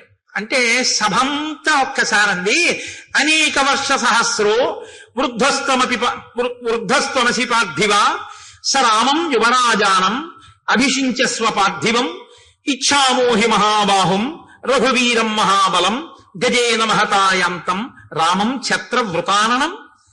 రాజా, నువ్వు కొన్ని వేల సంవత్సరములు పరిపాలించావు, బడలిపోయావు. మాకు కోరికగా ఉంది, ఎప్పుడెప్పుడు రాముడు రాజవుతాడా, ఎప్పుడెప్పుడు అంబారీ ఏనుగు మీద వెడతాడా, ఎప్పుడెప్పుడు తెల్లగొడుగు కింద కూర్చుని యువరాజుగా వెడతాడా, ఎప్పుడు చూస్తామా. వీళ్ళప్పుడే కళని ఇంకొంచెం ముందుకు తీసుకెళ్లిపోయారు. మాకు అలా ఉందని చూడాలనుంది అన్నారు. దశరథుడి ప్రజ్ఞ ఎక్కడుందో తెలుసా అండి? ఇప్పుడు సభ చేత ఆమోద ముద్ర వేయిస్తున్నాడు. ప్రజలందరూ కోరుకున్నారా రాముడు రాజు కావాలని అన్న విషయాన్ని తీసుకొస్తున్నాడు అనమాట ప్రస్తావనలోకి. నా నిర్ణయం కాదు, ప్రజలందరూ కోరుకున్నారంటున్నారంటే ఏదో భయం ఉంది. తనే నిర్ణయం చేశానని చెప్పడానికి భయపడుతున్నాడు. అధికారం తనకున్న, రాముడిని రాజు చేయడానికి తనకు అధికారం ఉంది, పెద్ద కొడుకుని చేసి ఇచ్చు. కానీ నేనే చేశానండి పెద్ద కొడుకుని రాజుని అంటే ఎలా చేస్తావయ్యా అనేవాడు ఎవడో ఉన్నాడనమాట. ఎలా చేస్తావయ్యా అనేవాడు ఉన్నాడంటే అలా అనడానికి అవకాశం తను ఇచ్చాడనమాట ఎవరికో. అలా అనేవాడు ఎవడైనా ఉన్నవాడు వచ్చి అలా అంటాడేమోనన్న భయంతో రాజన్నవాడు ప్రజలు మెచ్చుకున్నవాడై ఉండాలి. ప్రజలందరూ కోరుకున్నారు రాముడికి రాజ్యం ఇచ్చాను అనిపించడానికి సభ చేత ఆమోదముద్ర వేయిస్తున్నాడు. ఎంత తెలివిగా వేయించాడో తెలుసా అండి. శృత్యైవ వచనం యన్మే రాఘవం పతిమిచ్చద రాజాన సంశయోయం వే కిమిదం మృతతత్వతః కథం ను మయి ధర్మేణ పృథివీం అనుశాసతి భవంతో ద్రష్టుమిచ్చంతి యువరాజం మమాత్మజం. మీరు నిజంగా చెప్పండి, నేను ఇన్ని వేల సంవత్సరములు ధర్మంగా పరిపాలించాను కదా రాజా, ఇప్పుడు మీరేమి ముసిరివారైపోయారండి, చక్కగా ఓపిగ్గా ఉన్నారు కదా, పరిపాలిస్తున్నారు కదా, మీరే ఉండండి. ఇప్పుడు ఇందుకు అమంగళకరంగా ఏదో కొత్తగా యమరాజ్య పట్టాభిషేకం ఏంటి, అలా ఉండండి, హాయిగా మీరే చేయండి అన్నం మానేసి రాముణ్ణే తీసుకొచ్చేయండి పెట్టేయండి అంటున్నారు కదా. రే, మీకు నా పాలనలో లోపం కనపడిందా? రాముడిలో నాకన్నా గుణాలు కనపడ్డాయా? ఏవి చెప్పండి అన్నాడు. ప్రజలు ఎంతగా కోరుకున్నారో చెప్పించాలనుకున్నాడు. వాళ్ళన్నారు, బహవో నృప కళ్యాణ గుణాహ పుత్రస్య సంతితే. నాయనా మహానుభావ, ఏం చెప్పమంటావు? నీ కొడుకుకి ఎన్ని కళ్యాణ గుణాలున్నాయో. ధర్మజ్ఞ, సత్యసంధశ్చ, శీలవాననసూయక, క్షాంత, శాంతయిత, శ్లేక్షణ, కృతజ్ఞో, విజితేంద్రియ. రాజు అయినటువంటి వాడు మృదు స్వభావి అయి ఉండాలి. తీవ్రమైన శిక్షలు, వ్యగ్రతతో కూడిన బుద్ధి ఉన్నవాడు కాకూడదు. ప్రజలు ఎలా కోరుకుంటారో ఆ మాటలు ప్రజలు అన్నారంటే రాముడు అటువంటి వాడు కాబట్టి అంటారు. ఎందుకు? ధర్మజ్ఞ, ఆయనకి ధర్మం తెలుసు. సత్యసంధశ్చ, మాట తప్పడు, అబద్ధం ఆడడం. శీలవాన్ అనసూయక, మంచి స్వభావం ఉన్నవాడు, ఎవ్వరి యందు అసూయ లేనివాడు. క్షాంత, ఓర్పున్నవాడు. శాంతయిత, ఆయన మాట్లాడేటప్పుడు కుపితులను, చాలా బాధతో ఉన్న వాళ్ళని, ఇబ్బందుల్లో ఉన్న వాళ్ళని ఓదార్పుగా మాట్లాడతాడు తప్ప అవతలవాడు కష్టంలో ఉన్నాడు కదా అని మరింత ఏడిచేలా మాట్లాడడం ఆయనకి రాదు. కాబట్టి శాంతయిత, శ్లేక్షణ, అత్యంత మృదువైనటువంటి స్వభావం ఉన్నవాడు. కృతజ్ఞో, చేసిన ఉపకారాన్ని మరిచిపోనివాడు. విజితేంద్రియ, ఇంద్రియములను గెలిచినటువంటి వాడు. ప్రియవాదీచ భూతానాం సత్యవాదీచ రాఘవ, బహుశ్రుతానాం వృద్ధానాం బ్రాహ్మణానాం ఉపాసిత. బాగా చదువుకున్నటువంటి వృద్ధుల్ని, బ్రాహ్మణుల్ని ఉపాసించేటటువంటి లక్షణము కలిగినటువంటి వాడు. ప్రియవాది, చాలా ప్రియముగా మాట్లాడేవాడు. అన్ని భూతముల పట్ల గౌరవం కలిగినటువంటి వాడు. సత్యవాది అయిన వాడు. అటువంటి వాడు రాజు కావాలని మేము కోరుకోమా? వ్యసనేషు మనుష్యానాం భృశం భవతి దుఃఖితః ఉత్సవేషు సర్వేషు పితేవ పరితుష్యతి. చాలా చమత్కారమైనటువంటి మాట అన్నారు వాళ్ళు. వ్యసనేషు మనుష్యానాం భృశం భవతి దుఃఖితః. ప్రజలు కష్టంలో ఉన్నప్పుడు తెలుసుకుని వాళ్ళు కష్టపడ్డారని బాధపడుతూనే ఉంటాడు రాముడు. ప్రజల్ని సుఖపెట్టడంలో తండ్రిలా సుఖపెడతాడు. ఏమిటి మాట అంటే, రాముడు పరిపాలన చెయ్యడం అంటే ఎలా ఉంటుందంటేట, ప్రజలకు ఒక కష్టం వచ్చింది అనుకోండి, ఆ కష్టం తీరిపోయిన తర్వాత రాముడు మాత్రం, ప్రజలు ఆ కష్టం మర్చిపోయారు, రాముడు మర్చిపోతాడు. నేను రాజునై ఉండగా ఒకానొకప్పుడు ప్రజలంతా కష్టపడ్డారు, నేను వాళ్ళని అప్పుడు సుఖపెట్టలేకపోయానని ఇప్పటికీ తలుచుకు ఏడుస్తాట. ఇది అమ్మ లక్షణం అన్నాడు. దానికి ఒక అద్భుతమైనటువంటి ఉపమానం ఇచ్చారు ఒక పెద్దలు అయిన వారు. ఒక వ్యాఖ్యానంలో, ఒక తల్లి ఓ పసిపిల్లవాడిని తీసుకుని అక్కడ కూర్చోపెట్టుకుంది, బియ్యం ఏరుకుంటోంది. చలో ఎవరో ఇంకో అమ్మలక్క వచ్చింది, ఈవిడ మాట్లాడుకుంటున్నారు. ఈ పిల్లవాడు తెలిసి తెలియని వాడు పాకుతూ వెళ్ళి పక్కనున్న పాడుపడ్డ బావిలో పడిపోయాడు. అమ్మా అని ఏడిచాడు. బాగా చీకటిగా ఉంది, నుయ్యి అందులో పడిపోయాడు. అయ్యో పిల్లాడు పడిపోయాడు అని గుండెలు బాదుకుంది ఆవిడ. బాదుకుంటే చుట్టుపక్కల వాళ్ళు వచ్చారు, నిచ్చెన వేసుకున్నారు, లోపలికి దిగారు. అదృష్టవశాత్తు ఇసుక కయ్య ఉంది అక్కడ. పిల్లవాడికి ఏం అవ్వలేదు. వాడు చిరునవ్వు నవ్వుతున్నాడు. వాడిని పైకి తీసుకొచ్చాడు. ఒళ్ళేం దెబ్బలు తగలలేదు, రక్ష పెట్టారు. వాడు పెరిగాడు, పెద్దవాడు అయిపోయాడు. ఆ తర్వాత 20 ఏళ్ల తర్వాత గుంటూరులో రామాయణం జరుగుతోంది. ఈవిడ అక్కడికి వచ్చి ఈవిడ రామాయణానికి వచ్చింది. అప్పుడు బియ్యం ఏరుకుంటుంటే వచ్చిన ఆవిడ రామాయణానికి వచ్చింది. అయిపోయి ప్రసాదం దగ్గర ఇద్దరు కలుసుకున్నాడు. ఈవిడ్ని తీసుకెళ్ళడానికి ఈవిడ కొడుకు కారేసుకొచ్చాడు. అమ్మ వచ్చేస్తావా? తీసుకెళ్ళిపోతానన్నాడు.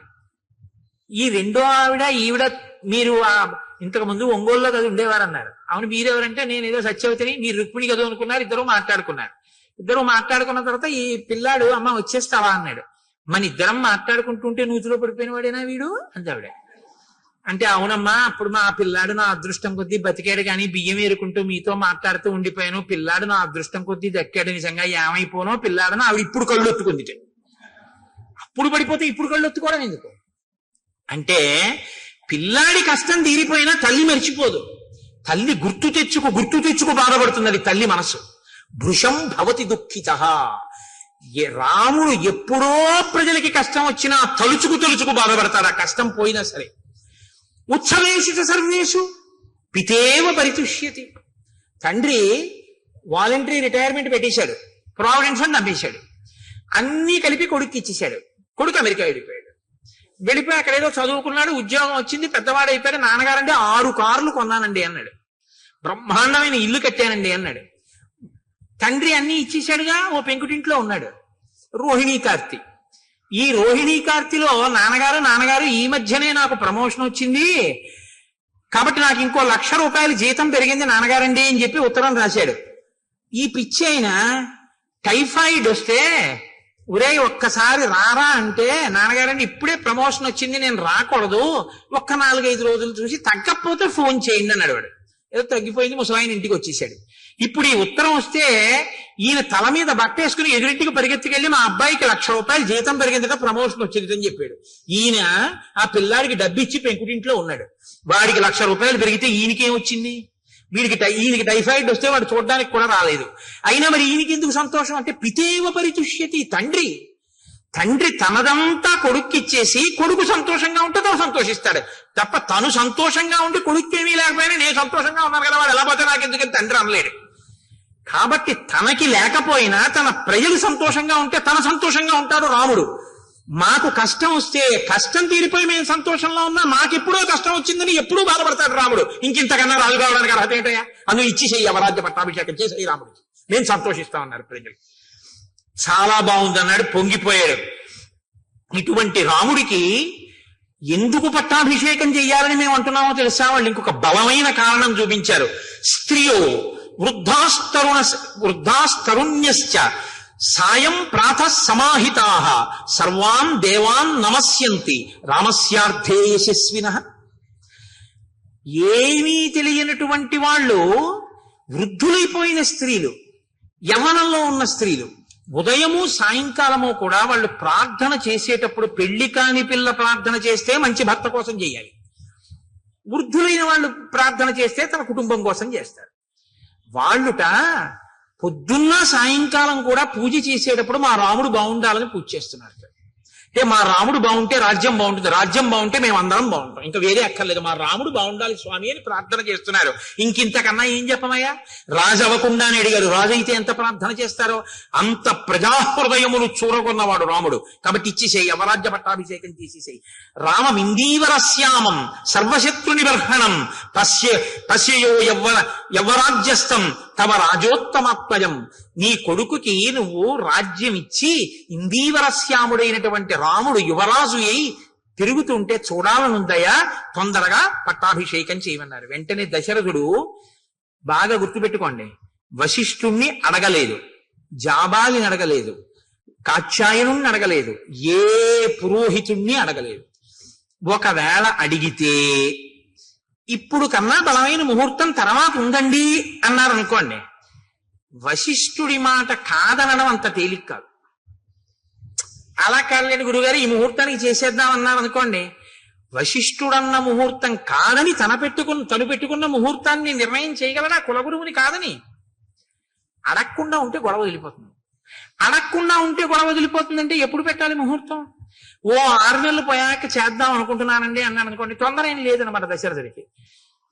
చాలా తొందరగా చేసేద్దాం అనుకుంటున్నాను, ఇదే ముహూర్తం అండి అన్నారు అనుకోండి, పక్కన వశిష్ఠుణ్ణి పిలిచి. అదేంటి అంటే తొందరగా పట్టాభిషేకం అయిపోవాలని ఎందుకో తొందరపడుతున్నాడు. ఎందుకు తొందరపడుతున్నాడు? అది ఇంకొకటి చెప్తాడు తప్ప అసలు కారణం చెప్పడు. కాబట్టి ఇప్పుడు అన్నాడు, మీరు తొందరగా వెళ్ళి వశిష్ఠాది మహర్షుల్ని తీసుకురండి అన్నాడు. చైత్ర శ్రీమాన్ ఇయం మాసః పుణ్యః పుష్పిత కాననః యవ్వరాజ్యాయ రామస్య సర్వం మే ఉపకల్ప్యతాం. చైత్రమాసానికి మధుమాసం అని పేరు, వైశాఖ మాసానికి మాధవ మాసం అని పేరు. ఈ 2 మాసములు నరుడు ఎలా బతకాలో నేర్పినటువంటి మహాపురుషులు ఇద్దరు పుట్టారు. చైత్రమాసంలో మల్లె పువ్వు, వైశాఖ మాసంలో మామిడి పండు. చైత్రమాసంలో వచ్చేటటువంటి మల్లె పువ్వు యొక్క సౌరభం ఎటువంటిదో తన జీవితం అటువంటి సౌరభము కలిగి అటువంటి ధర్మాత్ముడైన రాముడు పుట్టాడు. వైశాఖ మాసంలో మామిడి పండు, మామిడి చెట్టుకు కదండి కాస్తుంది. మిగిలినటువంటి చెట్లకి సంస్కృతంలో రకరకాల పేర్లున్నాయి. ఒక్క మామిడి చెట్టుకు మాత్రం రసాలమని పేరు. రసోవై సహా అని ఈశ్వరుడికి పేరు. అసలు ఆ మామిడి చెట్టు పేరే ఈశ్వరుడి పేరు. ఈశ్వరుడి అన్న పేరున్న చెట్టు కాసిన కాయ. కైలాస శంకరుడు కాలడి శంకరుడిగా వచ్చాడు. వైశాఖ శుక్ల పంచమి శంకర జయంతి. మనం మనుషులుగా ఎలా బతకాలో, వేదాన్ని ఎలా నేర్చుకోవాలో, ఎలా అనుష్ఠించాలో శంకర భగవత్పాదులు చెప్పారు. మామిడి పండు వచ్చిన మాధవ మాసంలో పండు లాంటి శంకరాచార్యుల వారు, మల్లె పువ్వు విరివిగా దొరికేటటువంటి మధుమాసంలో, చైత్రమాసంలో రామచంద్రమూర్తి ఇద్దరు ఉద్భవించి ఇది తన సువాసన చేత, అది తన తీపి చేత తాపాన్ని తీర్చినట్టు సంసార భ్రమణ పారితాపోప శమనాన్ని కల్పించారు ఇద్దరు. ఒకరు ధర్మాన్ని అనుష్ఠించి చూపించారు, ఒకరు ధర్మాన్ని బోధ చేసి చూపించారు. కాబట్టి చైత్ర శ్రీమాన్ అయం మాస పుణ్య పుష్పితకానన యవ్వరాజ్యాయ రామస్య సర్వం మే ఉపకల్ప్యతాం. ఈ చైత్రమాసం చాలా గొప్పదయా. అడవిలో పువ్వులన్నీ పూస్తాయి, పుష్పితకానన చెట్లన్నీ విరబూసి ఉంటాయి. కాబట్టి ఇది చాలా గొప్ప నెల. కాబట్టి ఇప్పుడు నేను పట్టాభిషేకం చేసేద్దాం అనుకుంటున్నాను. కాబట్టి వెంటనే వశిష్ఠుణ్ణి పిలిపించాడు, జాబాలిని పిలిచాడు, కాత్యాయనుణ్ణి పిలిచాడు. వశిష్ఠ, మీరు వెంటనే ఏర్పాట్లు చేసేయండి. ఎప్పుడో తెలుసా? ముహూర్తం రేపే. పుష్యమీ నక్షత్రం ఉండగా రేపు పట్టాభిషేకం చేసేస్తున్నాను రాముడికి. యవరాజ్య పట్టాభిషేకం అయిపోవాలి, మీరు ఏర్పాట్లు చేసేయండి అన్నాడు. ఏమిటంత హడావిడి? అంత అకస్మాత్తుగా రేపే పట్టాభిషేకం పెట్టేయడం ఎందుకు అంటే, వశిష్ఠుడు అడగడు. ఎందుకు అడగడో తెలుసా? అడిగితే చెప్తాడు, తన గౌరవం పోగొట్టుకోడు. తనను అడగలేదంటే అది జరుగుతుందో జరగదో వశిష్ఠుడికి తెలుసు. ఇంత తొందరపడి ఏదో కప్పడానికి పెట్టిన ముహూర్తం నిలబడుతుందా? ఇది నిలబడదని వశిష్ఠుడికి తెలుసు. నిలబడదని తానని గౌరవం పోగొట్టుకోవడం ఎందుకు? ఊరుకున్నాడు. పెద్దలు పెద్దలే, తమను అడిగితే చెప్తారు, అడగకపోతే ఎందుకు? ఊరుకుంటాడు. కాబట్టి ఊరుకున్నాడు. ఏర్పాట్లు చేయమన్నాడు కదా. కాబట్టి ఆయన పిలిచి అన్నాడు, సువర్ణాదీని రత్నాని బలీన్ సర్వౌషధీరపి శుక్లమాల్యాంశ్చ లాజాంశ్చ పృథక్చ మధుసర్పిషి ఆహతాని చ వాసాంసి రథం సర్వాయుధాన్యపి చతురంగ బలంచైవ గజంచ శుభలక్షణం చామర వ్యజనే శ్వేతే ధ్వజం ఛత్రం చ పాండురం శతంచ శాతకుంభానాం కుంభానామగ్నివర్చసాం హిరణ్య శృంగం వృషభం సమగ్రం వ్యాఘ్రచర్మ చ ఉపస్థాపయత ప్రాతః అగ్నిగారం మహీపతే.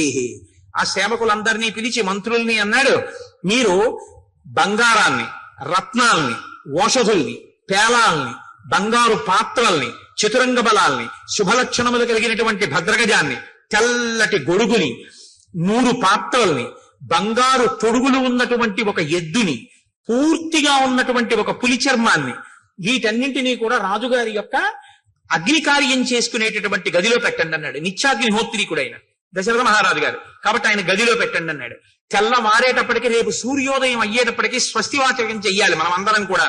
కాబట్టి ఈ స్వస్తివాచానికి అందరూ సిద్ధంగండని ఋషుల్ని పురోహితుల్ని పురమాయించాడు. అందరూ చాలా సంతోషపడిపోయారు. ఎక్కడి వాళ్ళు అక్కడ పనుల మీద బయలుదేరారు. సుమంత్రుణ్ణి పిలిచాడు, తొందరగా వెళ్లి రాముణ్ణి తీసుకురా అన్నాడు. ఉన్నవాడు ఉన్నట్టు సుమంత్రుడు వెళ్ళాడు, రాముణ్ణి రథం ఎక్కించుకున్నాడు, తీసుకొస్తున్నాడు. ఆ గవాక్షంలో నిలబడి చూశాడు రాముడు వస్తుంటే. అబ్బా, ఎంత అందగాడు నా కొడుకు అనుకున్నాడు. ఎంత విఖ్యాతమైన పౌరుషం ఉన్నవాడు. దీర్ఘబాహుం మహాసత్వం మాతంగగామినం చంద్రకాంతాననం రామం అతీవ ప్రియదర్శనం రూపౌదార్య గుణై పుంసాం దృష్టి చిత్తాపహారిణం ఘర్మాభితప్తాహ పర్జన్యం హ్లాదయంతమివ ప్రజాః నతర్ప సమాయంతం పశ్యమానో నరాధిప. అటువంటి రాముణ్ణి రథంలో వస్తుండగా సింహ విక్రమ ఉన్నవాణ్ణి, చంద్రుడు ఎలా ఉంటాడో అటువంటి కాంతితో ఉన్నవాణ్ణి, దీర్ఘమైనటువంటి బాహువులు ఉన్నటువంటి వాణ్ణి, ఏనుగు వంటి నడకున్నవాణ్ణి, ఆ రాముణ్ణి చూసుకుని పొంగిపోయాడు. అలా నిలబడి అక్కడే ఆ సంతోషంతో రాముడు దిగి పైకి వస్తున్నాడు. తను అలా చూస్తున్నాడు. రాముడి దగ్గరికి వచ్చాడు. పక్కకి వచ్చి స ప్రాంజలిరభిప్రేత్య ప్రణత పితురంతికే నామస్వం శ్రవయం రామో వవందే చరణౌ పితుహు. ఆయన దగ్గరకొచ్చి రామవర్మన్ హంభో అభివాదయే అని తండ్రి గారి దగ్గరికి వచ్చి తండ్రి గారి పాదాలు ముట్టుకుని తన పేరు చెప్పి నమస్కారం చేశాడు. చాలా సంతోషించాడు. దగ్గర కూర్చోపెట్టుకున్నాడు. నాయనా, నీతో నేను కొన్ని విషయాలు మాట్లాడాలి, అందుకని పిలిచాను రా అన్నాడు. కూర్చోపెట్టాడు. కూర్చోపెట్టన్నాడు. తం పశ్యమానో నృపతి తుతోష ప్రియమాత్మజం అలంకృతమివాత్మానం ఆదర్శ తల సంస్థితం. రాముడికి ఎదురుగుండా దశరథుడు కూర్చున్నట్టు. మాట్లాడదాం అనుకుని ఇలా చూసేట రాముణ్ణి. చూస్తే ఎలా అనిపించిందంటేట, తను యవ్వనంలో ఉన్నప్పుడు బాగా ముస్తాబయ్యి అద్దం ముందుకెళ్లి నిలబడితే తన ప్రతిబింబం ఎలా కనపడుతుందో అలా అన్ని విధాలా తన పోలికలతో తను యవ్వనంలో ఎలా ఉండేవాడో అలా కనపడ్డట రాముడు. ఎంత ప్రీతి చెందాడోట నా కొడుకు అచ్చున అలా ఉన్నాడని పొంగిపోయేట పిచ్చి దశరథుడు. ఎంత బాధపడతాడో నిజంగా. దశరథ పరితాపం చదవడమే కష్టంగా ఉంది. కాబట్టి ఇప్పుడు ఆ కొడుకుని చూసుకుని అన్నాడు, నాయనా, నిన్ను పుష్యమీ నక్షత్రం ఉండగా నీకు యవ్వరాజ్య పట్టాభిషేకం చేస్తానన్నాడు. రామాయణ కాలంలో వారాలు లేవు. ఆదివారం, సోమవారం, మంగళవారం, బుధవారం అప్పుడు లేవు. అవి ఇప్పుడు వచ్చాయి. అప్పుడు నక్షత్రాలు బట్టే చెప్పేవారు. కాబట్టి పుష్యమీ నక్షత్రంలో నీకు యవ్వరాజ్య పట్టాభిషేకం చేస్తాను. నువ్వు మంచివాడివే, కానీ నీ ఎందున్న ప్రీతి చేత నేను నీకు కొన్ని మంచి మాటలు చెప్తాను. నువ్వు భూయో వినయమాస్థాయ, ఇంకా బాగా వినయంగా ఉండడం నేర్చుకో. భవనిత్యం జితేంద్రియ, బాగా జితేంద్రియుడు కావాలి. కామక్రోధ సముద్ధాని త్యజేధా వ్యసనానిచ. నాయన, కామక్రోధములను అణిచిపెట్టి వ్యసనములను విడిచిపెట్టి నువ్వు చాలా మంచివాడవన్న పేరు తెచ్చుకోవాలి. సరే వెళ్ళిరా, రేపు ఉదయం నీకు పట్టాభిషేకం. ఒక్క మాట అంటే ఒక్క మాట. అబ్బా నాన్నగారండి ఎంత మంచి మాట చెప్పారండి, మా ఫ్రెండ్స్కి వెళ్ళి పార్టీ ఇవ్వాలని ఏం అనలేదు. నువ్వు ఇంకా బాగా వృద్ధిలోకి రావాలి ఏమనలేదు. వచ్చాడు, నమస్కారం పెట్టాడు, నాన్నగారు చెప్పారు, విన్నాడు, వెళ్ళిపోయాడు. అంతే. అది రాముడు అంటే. కదలని వాడు ఆయన, కదులుతున్నవి మిగిలినవి. వెళ్ళిపోయాడు. వెళ్ళిపోయిన తర్వాత వశిష్ఠాదుల్ని పిలిచాడు. ఓ మాట చెప్పాడు, నువ్వు వెళ్ళి ఉపవాస వ్రతం చేయించు సీతారాములతో అన్నాడు. అని మళ్ళీ అంతఃపురంలోకి వెళ్ళాడు. మళ్ళీ సుమంత్రుడిని పిలిచాడు. మళ్ళీ వెళ్ళి రాముణ్ణి అకస్మాత్తుగా తీసుకురా. అంటే మీకు ఒక విషయం బాగా గమనించాలి. ఇప్పుడు దశరథుడు మనస్సు స్థిరంగా లేదు, ఏదో భయపడుతున్నాడు. ఆ పని అవుతుందా, చాలా ఉద్వేగంగా ఉన్నాడు. రాముడికి పట్టాభిషేకం చేసేస్తానా, అయిపోతే బాగున్నాం, ఏదో కంగారు పడిపోతున్నాడు. మళ్ళీ పిలవమన్నాడు. మళ్ళీ వెళ్ళాడు సుమంత్రుడు. ఆశ్చర్యపోయాడు. రాముడు అదేంటి ఇప్పుడే వచ్చావు అన్నాడు. దశరథుడు మళ్ళీ పిలుస్తున్నాడు. వస్తావో రావో నీ ఇష్టం. తప్పకుండా వస్తాను, కానీ నాన్నగారు మళ్ళీ వెంటనే ఎందుకు పిలిచారు? మళ్ళీ వెళ్ళాడు. మళ్ళీ వెళ్ళి అంతఃపురంలో మళ్ళీ ఎదురుగుండా వెళ్ళి నమస్కారం చేసి నించున్నాడు. కూర్చున్నాడు. అనుభూతాని చేష్టాని మయా వీర సుఖాన్యపి దేవర్షి పితృ విప్రాణాం అనృణోస్మి తథాత్మనః. నాయన రామా, నేను చాలా పెద్దవాడిని అయిపోయాను. నేను ఎన్ని భోగాలు అనుభవించాలో అన్ని నేను అనుభవించేశాను. దేవర్షి పితృ విప్రాణాం, దేవతల యొక్క, పితృ అంటే తండ్రి యొక్క, విప్ర బ్రాహ్మణుల యొక్క, మధ్యలో దేవర్షి ఋషుల యొక్క రుణాన్ని నేను తీర్చేసుకున్నాను. కాబట్టి నా ప్రయోజనం పూర్తయిపోయింది. అనేక యజ్ఞయాగాలు చేశాను, దేవతల రుణం తీర్చుకున్నాను. ఋషులు ఇచ్చినటువంటివి చదువుకున్నాను, ఋషి రుణం తీర్చుకున్నాను. పితృదేవతలు నన్నెలా కన్నారో అలా నేను మిమ్మల్ని కన్నాను, వాళ్ళ రుణం తీర్చుకున్నాను. బ్రాహ్మణులకి విశేషమైన దానాలు చేశాను, దానివల్ల వాళ్ళ రుణం తీర్చుకున్నాను. నాకు అన్ని రుణాలు తీరిపోయాయి. కానీ రామ, ఈ మధ్య నాకు దుశ్శకునములు కనపడుతున్నాయి, పగటిపూట కనపడుతున్నాయి, స్వప్నంలో కనపడుతున్నాయి. అకస్మాత్తుగా ఉల్కలు నేల మీద పడుతున్నాయి. నా జాతకంలోకి సూర్యాంగారక రాహువిహి, సూర్యుడు, అంగారకుడు, రాహువు ముగ్గురు కూడా నా జన్మ నక్షత్రాన్నంతటినీ కూడా ఆక్రమించి ఉన్నారు. కాబట్టి నేను ఉంటానా ఉండనా అన్నది అనుమానాస్పదం. నేను ఎంతకాలం ఉంటానో తెలియదు. దానితో పాటు నీతో ఒక మాట చెప్తాను. తద్యావదేవమే చేతో నవిముంచతి రాఘవ తావదేవాభిషించస్వ చలాహి ప్రాణినామ్మతి. రామ, నిన్ను పిలిచి పట్టాభిషేకం చేస్తానన్నాను కదా రేపు పొద్దున్నే. అలా చెయ్యాలని అనుకుంటున్నాను, కానీ మనుష్యుల యొక్క మనస్సులున్నాయి చూసావు, ఇవి మారిపోతుంటాయి. కానీ కాబట్టి నా మనసు మళ్ళీ మారకముందే ఈ యమరాజ్య పట్టాభిషేకం అయిపోని. అలా ఎందుకు మారుతుంది నాన్నగారు మీ మనసు? అడగడు రాముడు. మారితే ఏమవుతుంది? ఇవ్వరు. ఇవ్వకపోతే ఏమవుతుంది? నేను ఆయన కొడుకునే, నాకు తండ్రి అంతే. కాబట్టి ఇంకెందుకు? నాకు ధర్మం ఏమిటి? నాన్నగారు చెప్తే రాజ్యం పుచ్చుకోవడం, నాన్నగారు వద్దంటే మానేయడం. కాబట్టి నా కలర్ ఏమిటి? ఊరుకుంటాడే.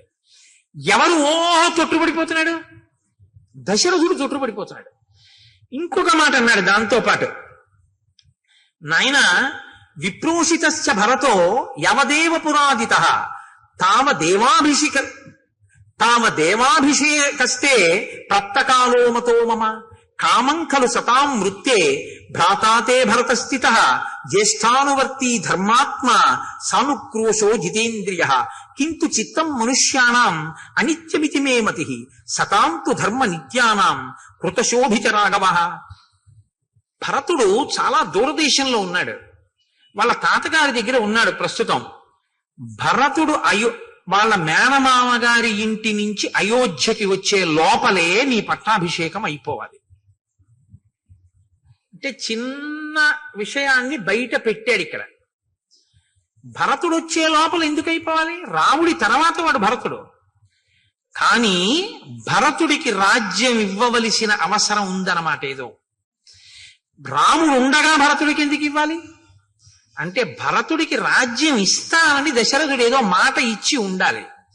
భరతుడికి ఆ మాట ఇచ్చినట్టు రామాయణంలో లేదు కాబట్టి భరతుణ్ణి కన్న తల్లికి ఇచ్చి ఉండాలి. లేకపోతే ఆ పిల్లని తనకి ఇచ్చిన వాళ్ళకి ఇచ్చి ఉండాలి. అది వాళ్ళకి తెలియకుండా ఈ పట్టాభిషేకం అయిపోవాలి. ఎందుకంటే ఇప్పుడు పిల్లలు పుట్టాక రాముడి మీద వ్యామోహం పెరిగింది. పెద్దవాడు ధర్మాత్ముడు, ఏది చూసి రాముడికి ఇవ్వకుండా ఉండను. అందుకని ఇప్పుడు రాముడికి ఇచ్చేయడానికి, భరతుడికి ఇవ్వకుండా ఉండడానికి భరతుడు రాకుండా చేసేస్తాను అంటూ, నాయన అతను చాలా మంచివాడు, నిన్ను అనువర్తిస్తాడు, జ్యేష్ఠుడంటే ప్రేమ ఉన్నవాడు, గౌరవం ఉన్నాడు, భరతుడు తక్కువవాడని నేను అన్న, చాలా మంచివాడు. కానీ రామ ఏం చెప్పగలం, ఎవరి మనసులు ఎప్పుడు ఎలా ఉంటాయో అంటే. లోపల ఏమిటంటే, ఒకవేళ భరతుడికి రాజ్యం ఇమ్మని ఎవరైనా అడిగినా నువ్వు మాట ఇచ్చావు కదా అన్నా, అలా నాకు అక్కర్లేదు రాముడికే ఇవ్వండి అని భరతుడు అంటాడని ఒక నమ్మకం. ఏమో రాజ్యం కదా, మీరు మాట ఇచ్చారు కదా నాన్నగారు నాకే చేయండి అంటాడేమో అని భయం. అందుకని ఎవరి మనసులు ఎలా ఉంటాయో అన్నాడు. అని మళ్ళీ అన్నాడు, బయలుదేరి వెళ్ళి ఉపవాసం చేయి, రేపు పొద్దున్న ఇచ్చేస్తాను, పట్టాభిషేకం చేసేస్తాను. అంటే ఎంత కదిలిపోతున్నాడో దశరథుడు.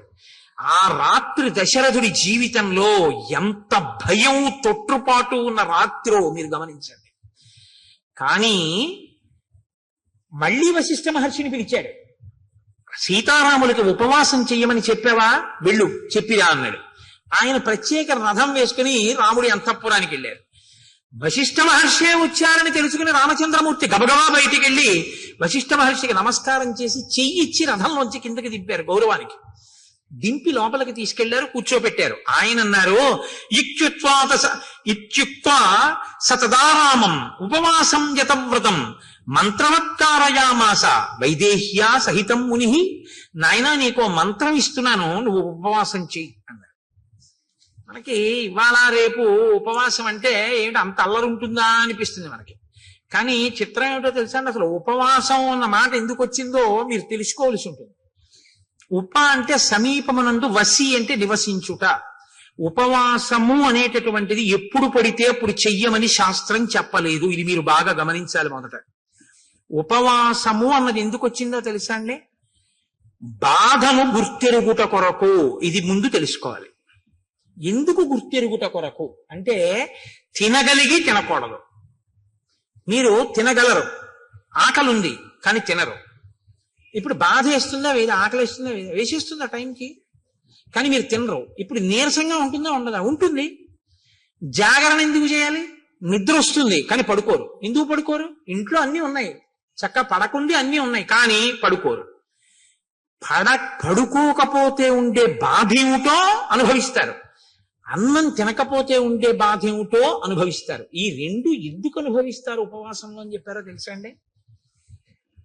శరీరంలోంచి జీవుడు నిష్క్రమిస్తాడు, ఏదో ఒకనాడు వెళ్ళిపోవాలి, తప్పదు, ఇందులోంచి వెళ్ళిపోతాడు. వెళ్ళిపోయినప్పుడు బాధతో వెళతాడు తప్ప సంతోషంతో వెళ్ళడు. వెళ్ళిపోయేటప్పుడు చాలా సుఖంగా ఉంటుందని మీరు అనుకోవద్దు, చాలా బాధగానే ఉంటుంది.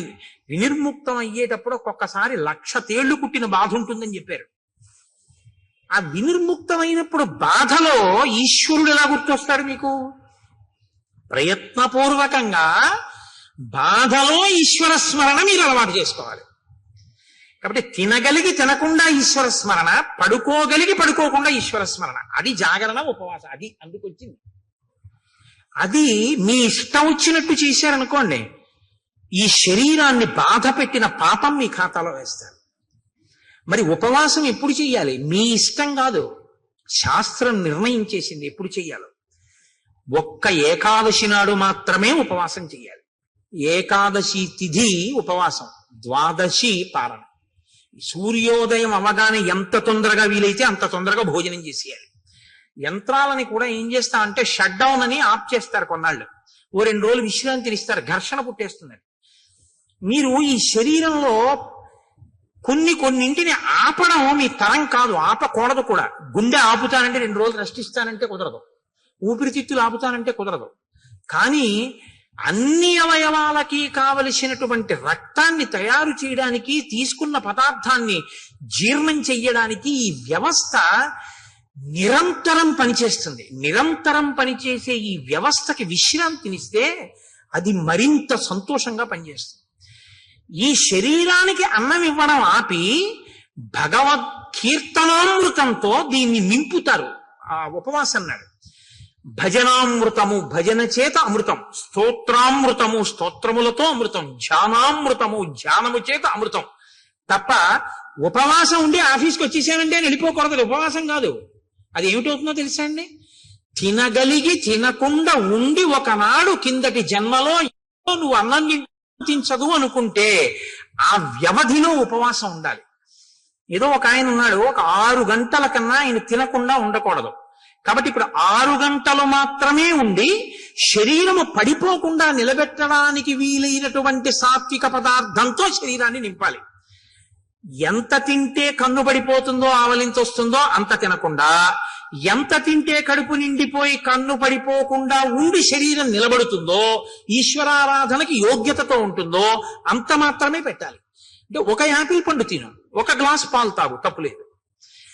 అసలండి నేను ఉపవాసం, నేను స్పృహ తప్పిపోయినా తినను, నా షుగర్ రేటింగ్ పడిపోయి నేను కోమాలోకి వెళ్ళిపోయినా తినను అన్నారు అనుకోండి, అది ఉపవాసము కాదు. మీరు బాగా గుర్తుపెట్టుకోండి, అది శరీరమును శోషింపచేయుట. అలాగని నేను ఉండలేనండి అని ఎప్పుడూ తినకూడదు. ఎప్పుడూ అప్పుడు ఉపవాసం ఉండాలి. 3 గంటలు ఉండగలవా? ఉండు. 4 గంటలు ఉండగలవా? ఉండు. అరగంట ఉంటానండి అని చెప్పి ఇడ్లీ 8 తినకూడదు. ఏదో ఒక రోజున నువ్వు ఉండగలిగిన వ్యవధి చూసుకుని ఉపవాసం చెయ్యాలి. ఆ ఉపవాసంలో ఏం చెయ్యాలి అంటే, మీరు రోజల్లా ఉపవాసం ఉన్నారనుకోండి, రోజల్లా ఉపవాసం అంటే అర్థం ఏమిటో తెలుసా అండి? మీరు ధ్యానమునందు ఉండాలి. మార్చి మార్చి ఉపవాసం చెయ్యాలి. మేము ఒకసారి సత్యనారాయణ వ్రతం అసలు శాస్త్రంలో ఎలా చెయ్యాలో అలా చేశాం. కాపవరంలో చేశాం కదా శర్మ గారు. పగలల్లా ఉపవాసం ఉండమంటుంది స్కాంద పురాణే రేవాఖండే అంటాం. అది చెప్పేదోటి మనం చేసేదోటి అనుకోండి. సత్యనారాయణ వ్రతం పొద్దున చేసేస్తాడు, అందులో ఎక్కడ పొద్దున చేయమని ఉండదు. ఉపవాసం ఉండి సాయంకాలం చేయి గోమయంతో అలుకక్కడని ఉంటుంది. ఎవడో ఆవు పేడతో అలికేవాడు ఉండడు. ఆ మంటపాన్ని దానం చేసేయని ఉంటుంది. దీన్ని ఎవడ పెట్టమన్నాడు? అష్టలక్ష్మి వెండి చెంబు. మంటపం దానం చేసి చెంబు వీడు దాచేసుకుంటాడు. ఇంకా మంటపం దానం ఏమిటి? వ్రతమా, వ్రత భంగమా? నువ్వు ఇవ్వగలిగిన రాగి చెంబే పెట్టి దీన్ని ఎవడెట్టమన్నాడు? మీ ఇంట్లో ఉంది అష్టలక్ష్మి చెంబు అని. అష్టలక్ష్మి చెంబు పెట్టడం ఎందుకు? మంటపం దానం చేసి చెంబు దాచేసుకోవడం ఎందుకు? చెంబెట్టి దానం మంటపం ఇచ్చేస్తే చెంబు కూడా పోయిందంతే. ఇచ్చేసి సంతోషంగా ఇచ్చేసే, ఏడుస్తూ ఇవ్వకు, మళ్ళీ అదో గొడవ. కాబట్టి చేసేటప్పుడు పురాణం ఎలా చెప్పిందో అలా చెయ్యాలి. కల్పం అంటారు, అంతేగాని మన ఇష్టం వచ్చినట్టు మనం చేయకూడదు. పగలంతా ఉపవాసం ఉండుట అంటే మార్చి మార్చి ఈశ్వర సేవ చేస్తూ ఆయనకు దగ్గరగా ఉండాలి. తిన్నది కూడా ఆయన ప్రసాదం తినాలి, ఆయనకి పెట్టగా మిగిలినది తినాలి. అంతేకాని మనకని వండుకుని తినేసింది తినకూడదు. ఆ రోజున ఈశ్వరుడికి పెట్టగా మిగిలిందంటే ఏంటి? 4 సమోసాలు నైవేద్యం పెట్టానండి తిన్నానండి అనకూడదు. ఈశ్వరుడికి పెట్టగా మిగిలిందంటే ఏమిటో తెలుసా అండి? చెరువు ఎప్పుడూ మిగలకుండా ఉండకూడదని శాస్త్రం కదండి. హవిష్యం యజ్ఞం చేసేటప్పుడు, హోమం చేసేటప్పుడు సరిపోయేటంత ఉండకూడదు, కొంచెం ఎక్కువ ఉండాలి.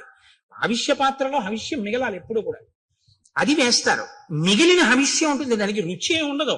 అదేం దాంట్లో మిరియాలు ఉప్పు కారం అన్ని వేసుకుని ఏం తయారు చేసుకోవాలి, ఏదో కమ్మగా ఉంటుంది అంతే, పచనం చేసి ఉంటుంది అది.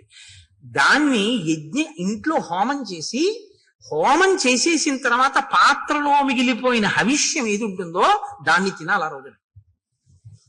అందుకే ఓ మాట అంటారు, స్వామి పుష్కరిణీ స్నానం సద్గురో పాదసేవనం ఏకాదశి వ్రతంచా పీత్రయం అత్యంత దుర్లభం. ఏకాదశి వ్రతం ఎవడు చెయ్యడరా అంటారు. ఇదే కారణం. ఇలా చేస్తే ఒక్క ఏకాదశి వాడి జీవితం సంస్కరింపబడుతుందంటారు, ఈశ్వరానుగ్రహం కలుగుతుందని. కాబట్టి ఉపవాసం ఏమిటో చెప్పిరా నా కొడుక్కి కోడలకి అన్నాడు. ఎందుకు చెప్పాలి? మా అబ్బాయికి తెలుసు, మా కోడలికి తెలియదు. మా అబ్బాయి చేత మా కోడలికి చెప్పిస్తే, అమ్మ బాబోయ్ ఇవాళ ఉపవాసమా అంటే మావాడు చిన్నపుచ్చుకుంటాడు. కులగురువు కదా, ఇద్దరినీ కూర్చోబెట్టి నువ్వు చెప్పాలి ఇలా చెయ్యండి అని. ఏమో తెలుసున్నది ఎక్కడైనా సరిగ్గా ఆచరించలేకపోతాడో. ఈశ్వరానుగ్రహం రాముడికి బాగా ఉండాలి, ఉపవాసం చెయ్యాలి, అందుకని వెళ్ళు. ఉపవాసం చేసిన రోజు రాత్రి భార్యతో కలిసే పడుకోవాలి, కానీ మనసు కదలకూడదు. మనసు కదలకుండా పడుకోవాలంటే పూజామందిరంలో పడుకోవాలి. పూజామందిరంలో దర్భాసనం వేసుకుని పడుకోవాలి భార్యతో కలిసి. తప్ప ఆవిడితో కలిసి పడుకుంటే నా ఉపవాసం పాడైపోతుందండి అని ఇద్దరు చెరోగదిలో పడుకోకూడదు. ఇంకా నువ్వు ధర్మబద్ధమైన దాంపత్యం ఏం చేస్తావు? దర్భాసనం వేసుకుని ఇద్దరు పూజామందిరంలో పడుకుంటే ఆవిడ నీ పక్కనున్నా నీ మనసు కదలకూడదు. ఈశ్వర పాదముల దగ్గర నేను పడుకున్నాను, ఉపవసించి ఉన్నానని పడుకోవాలి. ఇది ఉపవాసం అని చెప్పిరా వశిష్ఠ. అలా మా వాడు చేస్తే బాగా ఈశ్వరానుగ్రహం కలుగుతుంది. కలిగితే నేను అనుకున్న సంకల్పం నెరవేరుతాను. నెరవేరితే రేపు వాడికి పట్టాభిషేకం అయిపోతుంది. అయిపోతే అమ్మయ్య నాకు పెద్ద బరువు తీరిపోతుంది. రాముడి వైపు నుంచి ఈశ్వరానుగ్రహాన్ని పరిపుష్టం చేస్తున్నాడు దశరథుడు. చేస్తున్నాడా, మనకి నేర్పుతున్నాడా ఉపవాసం అంటే ఏమిటో? మనకి అంటే మీరు నేర్చుకోక్కర్లేదు, మీరు పెద్దలు, మీకు అన్ని తెలుసు. నాబోటిగాడి గురించి నేను మాట్లాడేది. కాబట్టి ఉపవాసం అంటే ఏమిటో తెలుసుకోవాలంటే మనం రామాయణం అయోధ్యకాండ చదవాలి. మీరు ఏ చిన్న విషయాన్ని తెలుసుకోవాలన్నా రామాయణంలోకే చూడాలి. రామాయణంలో ఉండని ధర్మం మీకేం ఉండదు. కాబట్టి ఉపవాసం అంటే ఇది అని తెలుసుకుని చేస్తే అది ఉపవాసం. అది తెలుసుకోకుండా చేస్తే ఇంకోలా ఉంటాయి ఆ ఉపవాసాలు. కాబట్టి వెళ్ళవయ్యా, వెళ్ళి అలా చేయించు అన్నారు. ఇప్పుడు రాముడు ఏం చేశాడు అన్నారు అంటే, మహానుభావుడు ఆయన శేషంచ హవిషస్తస్య ప్రాశ్యాశా స్వాత్మన ప్రియం. ఆయన రాత్రి పడుకున్నప్పుడు దర్భాసనం వేసుకుని భార్యతో కలిసి దేవాలయంలో పడుకున్నాడు, విష్ణు భగవానుడి దేవాలయంలో. ఉదయం వేళ స్నానం చేసి గాయత్రి చేసి సంధ్యావందనం చేసుకుని, రాత్రి కదండి చెప్పాడు ఉపవాసం చేయమని. అందుకని ఆ రాత్రి ఉపవాసం చెయ్యాలంటే పదార్థం తినాలి. కాబట్టి హోమం చేసి శ్రీమన్నారాయణుడి పేరు మీద యాగం చేసి ఆ యాగానికి వండినటువంటి హవిష్య పాత్రలో మిగిలినటువంటి హవిష్యాన్ని రాముడు తిన్నాడు. రాముడు తిన్నాడు అని చెప్తే సీతమ్మ కూడా తిన్నట్టే. వాళ్ళిద్దరూ ఆ హవిష్యాన్ని తిన్నారు. అర్థం లేని అనుమానాలు చాలా ఎక్కువ. అసలు సిద్ధాంతం తెలుసుకోరు. దీపంలో 2 ఒత్తులు వెయ్యాలా 3 ఒత్తులు వెయ్యాలా, బతికున్నన్నాళ్ళు అది అనుమానం. లేకపోతే ఉపవాసం అంటే యాపిల్ పండు తినచ్చా సమోసా తినచ్చా. నాకు ఆశ్చర్యంగా ఉంటుంది. ఒకసారి వెంకటాచలం వెళితే నేను ప్రసాదాలలో ఉచిత ప్రసాదం ఇచ్చే దగ్గర ఒక ఆవిడ తీసుకుని నాకు ఇచ్చేసింది.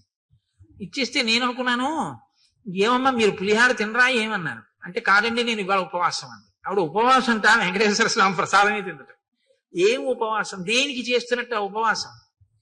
ఉపవాసం ఈశ్వరానుగ్రహం కోసం. ఈశ్వరానుగ్రహమే ప్రసాదం. ప్రసాదమునకు ఈశ్వరానుగ్రహం ప్రసాద రూపంలో ఇస్తారు మీకు. అది తింటే అదే మీ మనసు అవుతుంది. మనసులో బుద్ధి వస్తుంది, బుద్ధి వలన ఆలోచన వస్తుంది, ఆలోచన వలన ఈశ్వరానుగ్రహంతో కూడిన ఆలోచన వలన మీ ఆపదకి పరిష్కారం దొరుకుతుంది. పరిష్కారం వల్ల మీరు గట్టెక్కుతారు. కాబట్టి ప్రసాదం తినండి అంటారు. ప్రసాదం వదిలేస్తే సత్యనారాయణ స్వామి వారి వ్రతకథలో కూతురు అల్లుడు గారి పడవ మామగారి పడవ మునిగిపోయాయి అంటారు. అంటే ఆ శాడిస్తే ఆ సత్యనారాయణ స్వామి ప్రసాదం తినని వాడు ఎవడు పడవలు ముంచేద్దామని చూస్తాడనే దాని అర్థం. అంటే ఈశ్వరానుగ్రహాన్ని వదిలేసుకుంది కాబట్టి పడవ మునిగిపోయింది, పుచ్చుకుంది కాబట్టి లేచింది. ప్రసాదం అనగా ఈశ్వరానుగ్రహము, అది తెలుసుకో. కాబట్టి ఇప్పుడు ప్రసాదము అంటే నిబద్ధత, ఈశ్వరానుగ్రహం తినాలి. కాబట్టి హోమం చేసిన తర్వాత మిగిలిన హవిష్యాన్ని, ఉపవాసం అంటే ఇంత వండుకు తినకూడదు, ఇంత వండి మిగిలినటువంటి ఇంత చెరువు కబలం పుచ్చుకున్నారు. పుచ్చుకుని ఏం చేశారు? చక్కగా భూత్వానియతమానస శ్రీమత్యాయతనే విష్ణోహో శిష్యే నరవరాత్మజ. శ్రీ మహావిష్ణువు యొక్క దేవాలయంలో స్వామి పాదాల దగ్గర దర్భాసనం వేసుకుని సీతారాములిద్దరూ పడుకున్నారు ఆ రాత్రి. మరునాడు ఉదయం ఒక జాము ఉందనగానే లేచాడు, స్నానం చేశాడు, సంధ్యావందనం చేసుకున్నాడు, మనసు నిలబెట్టాడు, గాయత్రీ జపం చేశాడు. ఇంకా ఆ రాత్రి పూర్తయింది. పట్టాభిషేకం కోసం నాన్నగారి దగ్గరికి అంతఃపురానికి వెడతాడు. ఇది సీతారాములకు గడిచిన రాత్రి. అదే రాత్రి పౌరులకు ఎలా గడిచింది? వశిష్ఠ మహర్షి రాత్రి ఉపవాసం గురించి చెప్పి వెళ్ళిపోతున్నారట. రోడ్లు వచ్చేటప్పుడు విశాలంగా ఉన్నాయి, వెళ్ళేటప్పుడు ఇరుగ్గా ఉన్నాయి అన్నారు. ఎందుకని? ఇళ్లలో వాళ్ళందరూ వీధిలోకి వచ్చారు. ఎందుకు వచ్చారు? ఒరే మీరు విన్నారా, పట్టాభిషేకం ప్రకటించేశారట, రామచంద్రమూర్తికి పట్టాభిషేకంట, తెల్లవారితే పట్టాభిషేకంట. అందరూ బయటకు వచ్చేశారు, ముగ్గులు పెట్టేశారు, దీప వృక్షాలు పెట్టేశారు. రేపు అంతా అవుతుందో ఏమిటో, బాగా కనపడాలి కదా, దీపాలతో వృక్షాలు పెట్టేశారు, ఇంటింటా పతాకాలు ఎత్తేశారు, ముగ్గులు వేసేశారు, పండగలు చేసేశారు. రాత్రికి రాత్రి నటులందరూ నాటకాలు వేసేశారు, గాయకులు పాటలు పాడేశారు, నృత్యం చేసేవాళ్ళు నృత్యం చేసేస్తున్నారు, పిల్లలు కేరింతలు కొట్టేస్తున్నారు. నలుగురు కలిస్తే రామో రామో రామ, ఏమి రాముడు ఏమి రాముడు, రాముడికి పట్టాభిషేకం, రేపే యమరాజ్య పట్టాభిషేకం, రామచంద్రమూర్తికి పట్టాభిషేకం అవుతుంది భద్రగజం మీద, ఇదిగో తెల్లగొడుగు మీద ఇలాగే పెడతాడు, మనందరం పెడతాం. ఆహా ఏమి భాగ్యం ఏమి భాగ్యం. ఎక్కడ చూసిన జనం. దాని మధ్యలో నదిని మధ్యలోంచి చీల్చినట్టు వశిష్ఠుడి రథం జనం మధ్యలోంచి వెళ్తే అటు ఇటు తప్పుకున్నట్ట. అంటే అకస్మాత్తుగా విన్నా రేపే కళ్యాణం అంటే పరమ ప్రీతితో మీ అందరూ ఇవాళ వచ్చేసినట్టు. రేపే పట్టాభిషేకం అంటే ఇంట్లో ఉన్న వాళ్ళందరూ వీధుల్లోకి వచ్చి ఎవరూ చెప్పకుండా పతాకాలు ఎగరేసేశారు, ముగ్గులు ఎట్టేశారు, దీపవృక్షాలు పెట్టేశారు. అందరూ పాడేసుకున్నారు, ఆడేసుకున్నారు, సంతోషపడిపోయారు. రేపు బాచీకరి పడిపోతుందేమో దీపస్తంభాలు పెట్టేశారు. ఇంత ఆనందపడిపోతున్నారంటే రాముడి పట్ల ప్రజలకి ఉన్నట్టు సంతోషం ఎంత గొప్పది. ఇలా ప్రజలకి తెల్లవారింది. ప్రజలకు అలా తెల్లవారింది, రాముడికి సీతమ్మకి అలా తెల్లవారింది, వశిష్ఠుడికి అలా తెల్లవారింది, దశరథుడికి ఎలా తెల్లవారింది.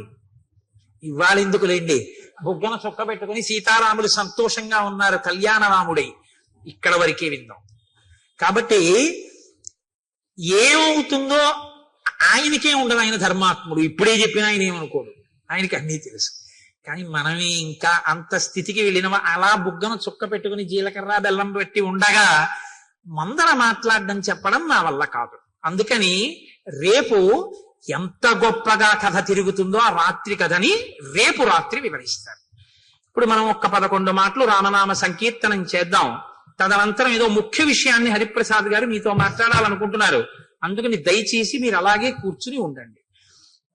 అందులో ఇవాళ ఏదో మందర పుణ్యమాని ముందే వదిలేసావు మమ్మల్ని అనుకుంటున్నారు కాబట్టి,